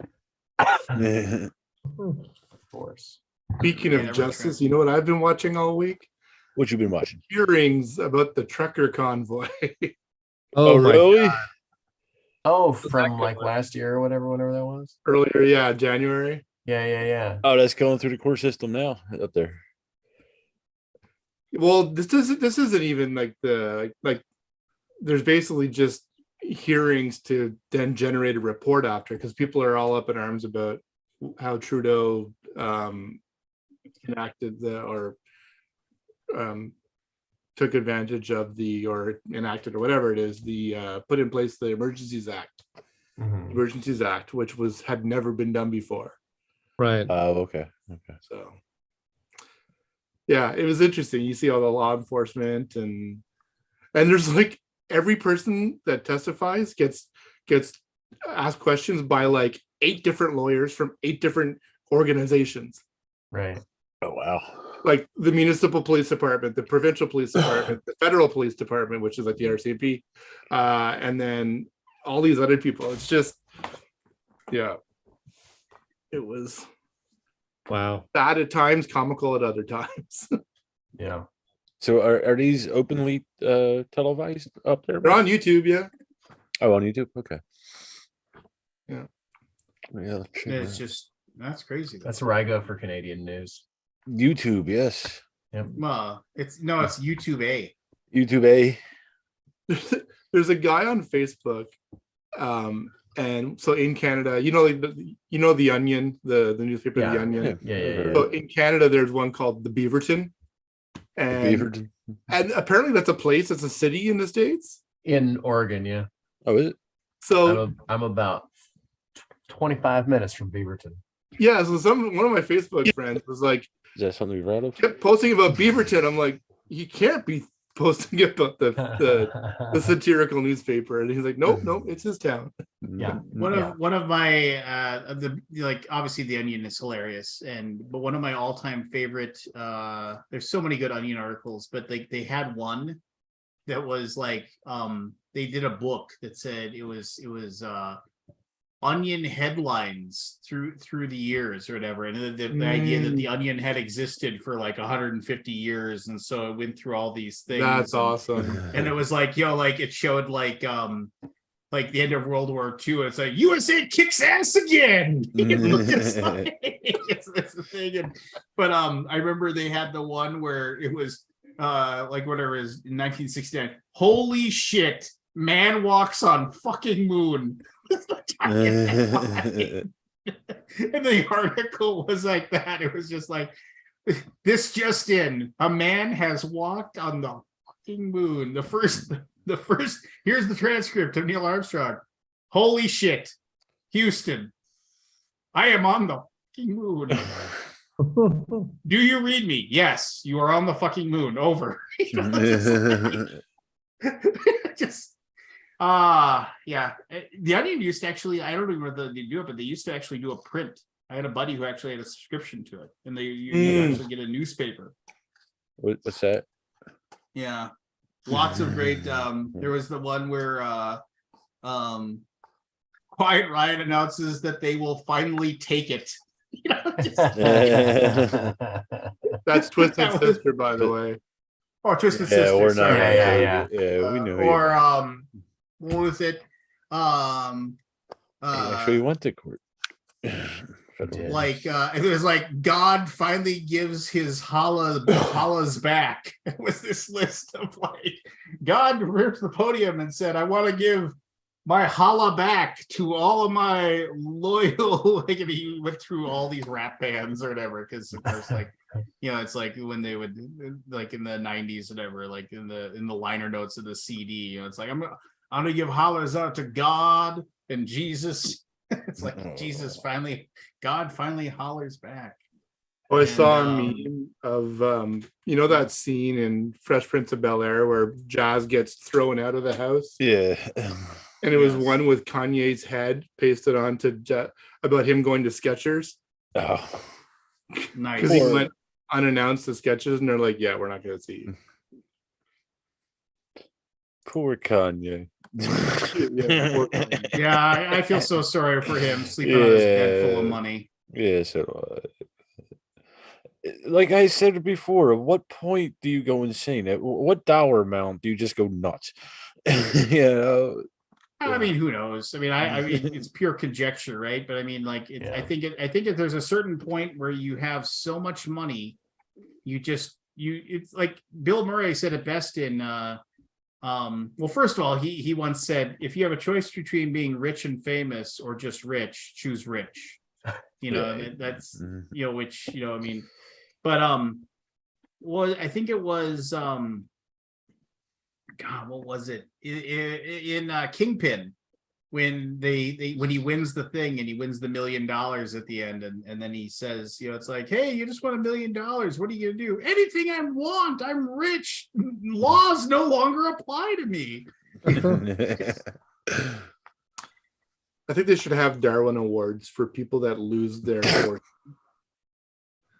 Yeah, but what has he lost? He's still got all the money. He's still got his money. He's still got his people that believe in him. He doesn't care. Yeah, he'll recover, I'm sure. I mean, it's just kind of like another year, nobody will even care. Yeah, I mean, right now everybody wants to say, oh, because there's this giant spotlight on it. But I mean, people find something else, right? They just they move on, and And please, it's Ye, isn't it? Not Kanye anymore. It's Ye. Yeah. See, what point? Prince did the same thing. Well, that was different reasons, but that was a contract dispute. But contract dispute, yeah. What point did they go nuts? I don't know. Yeah, I suppose it's getting late. We're kind of, but no show next week. Obviously, we'll all be in Dallas. Well, most of us will be in Dallas. The cool people. I'm gonna miss it. Cool people. Oh, you're gonna miss it. Yeah. He thinks PAX Unplugged is better. He didn't want to say, well, I mean, it's not, but that's where I'll be instead. It'll be my first year. I know, and it's like the first year I'm missing. We're trying to get ready for Andromeda's Edge. It's a big thing to do. But everyone, yes, it is. Everyone have a really good time at BGG. It is the best show there is. It is. Yeah. Yeah, I mean, it honestly, I mean, if you just want to go and see cool people and be able to play games, or even if you just want to see cool people and just hang around on bullshit, which is like, I probably do more of that than actually playing games. There's just, it is the convention where your favorite publisher, they're in attendance, but they are just taking it easy. They're right. Like, yeah, I got this booth. The booth is super cheap. I just want to sell everything that I have here so I don't have to bring it home. And other than that, I just want to be able to sit here and play games and drink beer and everybody and talk about the last year about the things that are annoying me. So do you just leave like a cash box and like and games and like honor system, or you just leave your money? And... No, because people would still rob you blind if you did that. That's true. It feels like that's the first show that I said. This feels like going to a family reunion of sorts. Like playing with you just got like, you know, oh, we're gonna have a meal and then we're gonna play some games for a bit. And play some more games. See, now I'm even more excited to go. Yeah, it's pretty awesome. Really good. I think you'll have a good time. The flea market is the absolute best like flea market to go to, which sucks because I got to figure out how I'm going to be able to go to it and have somebody watch the booth because I need to be able. I mean, I gotta see if my buddy Mike will watch it, or maybe Evan will be able to. I'd have to ship it home. Whatever I buy, they ship home. They have a thing right there. But if you want to go and like people have rare cardboard all the time and it's an hour. It's like it is, maybe it's an hour and a half now, but man, they get you in and they get you out. I need to find this game called Condottiere. Oh, my buddy has it. I played it. It's good. Is he looking to get rid of it? I don't know. We don't talk anymore. He unfriended me on Facebook, so I must have said something. Damn you, Matt. I always love that when you find somebody like you see it's for me, it's like when you see an old memory and like you actually look at, like you click on the whole thing of like, oh, it's like who hit like or whatever on this, or who thought it was funny, and you go there on Facebook and then like you see the scroll list and then you see people that were on your friends list and it says and it's like, oh, that person, and it says add friend. You're like, what happened there? Yeah, I wasn't blocked. Yeah, but I was unfriended, so something happened there. I see that every once in a while. I'm like, wonder what I did. Who knows? I had a buddy who there's only been like 2 people total I think I've ever dropped or have dropped me or whatever. So this buddy, it's 2020, right? And it goes as 2020 did. Yeah. And I call him up at one point and I say, hey, you know, because he did websites. And I was like, I could use a website for Flamecraft or something. And he goes, yeah, I'll do it for 8,000 or something. And I was like, that sounds like a lot. I used to do those for practically nothing for me. So hey, I don't know why you're charging that much, but whatever. And he's like, he said something like, you didn't even notice I dropped you as a friend on Facebook. And I was like, I'm sorry, that wasn't my default thing to go check. Right. How would I notice? Yeah. So I'm like, so why'd you drop me? And he's like, because you never pay attention to me or whatever it was. He was just like, hey. Never bring me flowers. Yeah. You're never right. I was like, it's 2020. I hate to tell you this, but like my life's upside down. Your life's upside down. I also got divorced this year. I don't know if you just cut me some slack maybe for 2020. Don't go unfriend me without saying anything and go, you never noticed. Well, and that's like never one of those thought I had things to where see you in hate to person. say it. You hate to say it, but it's like one of those things where they say if you find a box in your house that you never unpacked and you've lived there for more than a year, just throw the box away. Because there isn't anything in that box that you need. Don't even open it. Don't even do anything. Just throw it away. Except valuable magic cards. Yeah, no. And it's like, so Tools. if somebody unfriends you and you have absolutely no clue who they are, and you don't know how that even occurred, then yeah, I mean, it's just like, it's absolutely a situation where you're just kind of like, okay.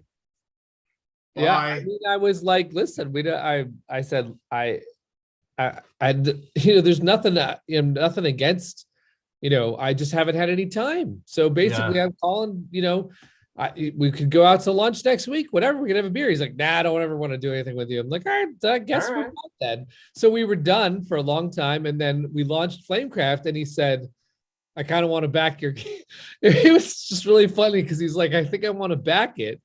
I was like, dude, you can still back it and also not friend me if you want. I don't, it's not a problem. I mean, I'm going to take a shit in your box, but just so you know. I want to back it for $1 just so I can come in and talk trash. Yeah. Right. Somebody said that, actually, those words on the Wonderland's War campaign a couple weeks ago. Oh, really? People have a lot of time on their hands, whole, man. like 3-paragraph fucking thing with like, I backed for $1 just so I could say this. Yeah. People supposedly if you report that is something that they will actually like kick them out for you. Like if they're just coming in there to troll and they say as much. I've had correspondence with Kickstarter that said that's something that they will curtail. I don't know why that reminds me of like the you guys remember the Seinfeld episode where the guy wants to return the jacket for spite? For spite, yeah. Yes. It's like that's not a reason. Yeah, it's not a reason. It's like, well, then fine, I'm returning it for this. He's like, nope, you said for spite. You said it, so therefore we're not gonna take it. Well, and it's one of those things where I remember when I worked at US Bank, I was just, doing my thing or whatever and minding my own business and just trying to, on the Prince of Bel-Air. Sorry. Yeah. And I was like, and this guy walked up to me and like, he said, hey, I want to apologize to you. And I was just like, and I had worked in this guy's area months before and I no longer worked in this area. And I was like, okay. And he was just like, yeah, so when you were on this team or whatever, I know me and so like, we didn't make you feel welcome on the team. And I it's been really stuck that I really bothered me that and I was just kind of like, and this was a time in my life when I was a little more crass and like me would say, today me would say something along the lines of, hey, I really appreciate you taking the time to say that. That really means a lot. But me at the time, I said, I honestly don't remember you and this guy ever giving me that much of a hassle because I just thought that little of you. So, it's just like, but thanks. And I was just because I didn't. I had no clue that these guys treated me so poorly that I was just like, I was just kind of like, well, don't worry about it, pal, because I never really noticed it anyway. So see you later. Just kind of like, and I probably made the guy feel bad, but it was nice for him to say that, though. It was. Shit on him, yeah. This is why people aren't vulnerable around you, Lance. Yeah. Sure, fine. No, I don't know. Whatever. I don't care. I mean, I care. I do. But it is one of those things where,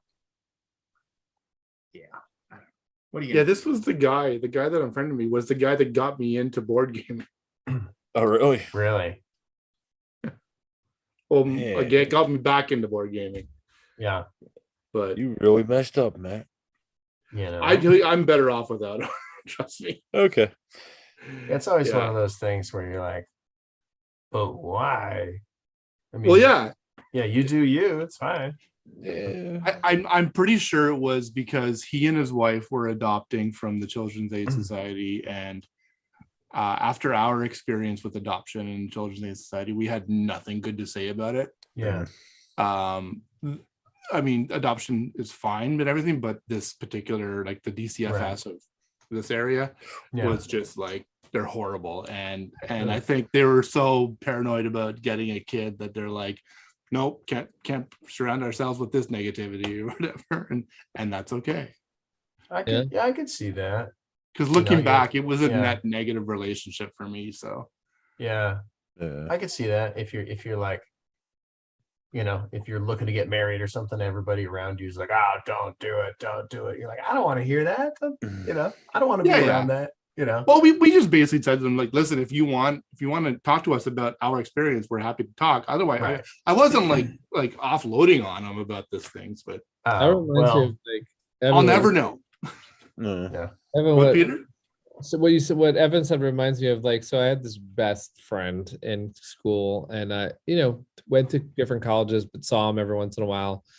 Got, like we parted ways, but we were like, if we ever started talking, we were like right back, right? So we went way back, and he gets engaged to a woman that I thought was awful. That's tough. And how do I tell him that, right? How do I say, like, by the way, we all hate her. But like, so it's like the day before his wedding, and I'm sitting there with his brother. We both are feeling it. We both talked about it. We just felt like she was going to wreck his life. So we were trying to decide if we should say anything or not say anything, because this is this guy's future. And all of a sudden, his dad just blurts out, I think you're making a terrible mistake. But we had never talked to his dad about it at all. So it was just like all three of us were like, okay, so we can say this now. But the poor guy was like, oh my God, all of you have to just shut the hell up because I'm doing this. Yeah. I'm going to do this regardless. It's like, okay, we just had to say our piece. Yeah. I had a very similar experience, actually. Yeah. This guy, one of my childhood friends, was marrying this fucking horrible person, and they were getting married out in PEI. And so we had taken our summer vacation in the Maritimes because Giselle's from out there, and we swung by to go to the wedding. And as I'm walking up the stairs to the chapel, to the church, his mom is there. She's like, why did you have to introduce him to that online dating thing where he met her? This is before they get married, like just the couple hours before. Yeah, it did not last. Sadly, they had kids, but it did not last. Yeah. It's one of those things, man, when you're doing, that's a tough situation. Yeah, it is. I kept my mouth shut, but there is no right answer. It's also equivalent, not the same thing, but when someone says, I've never run a Kickstarter before, but I'm running one tomorrow. Any advice? And it's like, oh, jeez. What should I have done 6 months ago? It's like, I can't say anything that you're going to listen to because you're going to run it anyway. Like, you're not going to stop just because I go back up. Delay. Do you see that cancel button? Hit it. Yeah. So what do I tell you that you will take for tomorrow and take into account for your next what campaign? What I have discovered is, and this is like, there are a lot of people that approach me that I consider to be friends within the industry who will ask me, hey, how do I do this? Or, hey, I've heard that you really know how to set up a pledge manager. Or, hey, and it's just like, okay. And it's just kind of like, yeah, I know how to do that. And they're like, oh, well, hey, do you think you have time sometime this week where like I could sit down and pick your brain for like an hour or so? And like 9 times out of 10, I'm more than willing to help. But also 9 times out of 10 in the back of my head, I'm like saying, you know, that's actually taking time from like me being able to do my job and whatever. And I've never had the balls to say to somebody, yeah, sure, it's $40 an hour. It's $40 an hour for me. And I will tell you exactly how to set up a game file pledge manager, and I will walk you through every step, but you're going to pay me for my fucking time to do it. And it's just like, and there's this weird thing where I think that like we've created this world within our board. We have this air of like, oh, the board game world. If you work in the board game world, we believe in like, you know, like everybody wants to help each other. Rising water, you know, helps all ships. This whole mentality, but there's like definitely bad actors out there who perhaps don't do it on purpose. They just they earnestly just want assistance, and they don't actually consider like, oh, by the way, maybe because this is like this pull you up by your bootstraps kind of mentality where like we're just all gonna figure this out together, right? We're gonna do it. It's like, you know, the shit that like if you've been around the block 3-4 times and some Johnny come lately comes in with his game and a dream, and like he wants to like, hey, could you spend 3 hours on Friday and help me figure out how backer kit works? It's like, no, I can't help you do that. Here's my invoice. Yes, yeah, and it's just like I don't know how to like say that to somebody. I don't know how to say it. It's just like, yeah, that doesn't work for me. Well, what I'll tell you about that is, if I asked you to do me a favor, you know, and you were like, you know, man, that's kind of like what I do for a living, and I love you, you're great, but like I'm going to charge you for that time. If I respect you, I'll be like, oh shit, man, I didn't even think about it. Of course I'll pay you for your time. If you're a good person, you're going to realize, oh yeah, totally. You're doing me a job. I should pay you for that job. I might not have thought of it ahead of time. So if you like let the person know and they're like a reasonable person, they'll be like, oh shit, yeah, I didn't even think about it. Totally. I guarantee this happens more so to like, as I have a lot of friends that are writers or artists, and they like, yeah, the amount of times a family member asked me to just write something because you can write, you know, and you're like, yeah, I actually struggled to get my screenplays out, thanks, but you know, the thing is that I could write your paragraph if I had the time, right? You know, I've done it too, graphic designer friends or artists. I mean, I've done it too where I'm like, you can just like do this caricature for me, you know. It's like, I mean, I totally understand because I've also been there and said, oh yeah. You just made me remember something. And I don't want to sit here and talk bad about TMG, but I remember we had an artist and he was good, and I'm not going to say who it was or anything like that, but I remember I desperately needed like 10 or 11 pieces of art for this Kickstarter I was putting together. And I was just like, and I was told, oh yeah, you know, hey, deadline, I need these by Wednesday, you know, so I can get everything set up and we can go over, everybody can go over them with a fine tooth comb, and so we can launch on Tuesday. So like, I need it by Wednesday so I can submit it to Kickstarter, and it gives me enough time for them to say yes, you know, like the whole process. And Pete knows what I'm talking about here. And I remember I was just like, so, and I was like, Monday comes and goes and I don't have it. Tuesday comes and goes, I don't have it. Wednesday comes and goes, I don't have it. And I finally like, and I've reached out to him on our Slack, and I'm like, hey, what's the status on this and that kind of thing.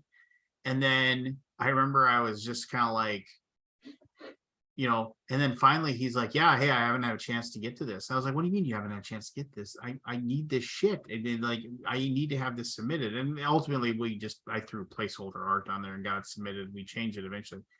And he let me know, he's like, oh yeah, well, Michael's been having me work on putting together like graphic art for like this thing that had nothing to do with TMG. It was like menus and all this other stuff for this like, and I was just kind of like, and I guess technically he runs the company and that's his employee and he can have him do whatever he wants. Right. But I was just kind of like, what the fuck, man?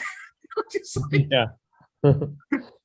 What? He's got me doing this other thing in the back. Yeah, why is he putting graphic art of a menu together for your upcoming like deal at your church when I desperately need these freaking images? I'm losing my mind. Yeah. Yeah. I used to get asked all the time for like charity fundraisers and stuff around here. And I say my standard response was, typically I'm happy to donate my time, but I don't donate my time in the stuff that I do for a day job. Right. You want me to volunteer as like a volleyball court judge or whatever, whatever it is, registration, I'm happy to do that. But, not. Do you know how to be a volleyball court judge? Do I not know? No, do you know? Yeah. That's awesome. I love that tidbit. That's great. Next time I have a volleyball tournament. Yeah, I know. You can get Matt to be on that for free, apparently. Just fly on down for free. Your cost, at your cost. Yeah, my dime sounds good. He'll supply a whistle for you. I'll go anywhere you want. Yeah. All right. I said I was gonna log out a while ago. So just everybody, no show next week. Yeah. All the cool people will be in Dallas. You don't want to do a satellite show? No, I've done it a couple times, but I mean, seriously, it just turns into a giant mess. Oh, those things are terrible. They're fun though. They're terrible. Yeah, they aren't horrible, but they aren't fun. But anyway, anyway, everybody take care of yourselves. See you in a couple weeks.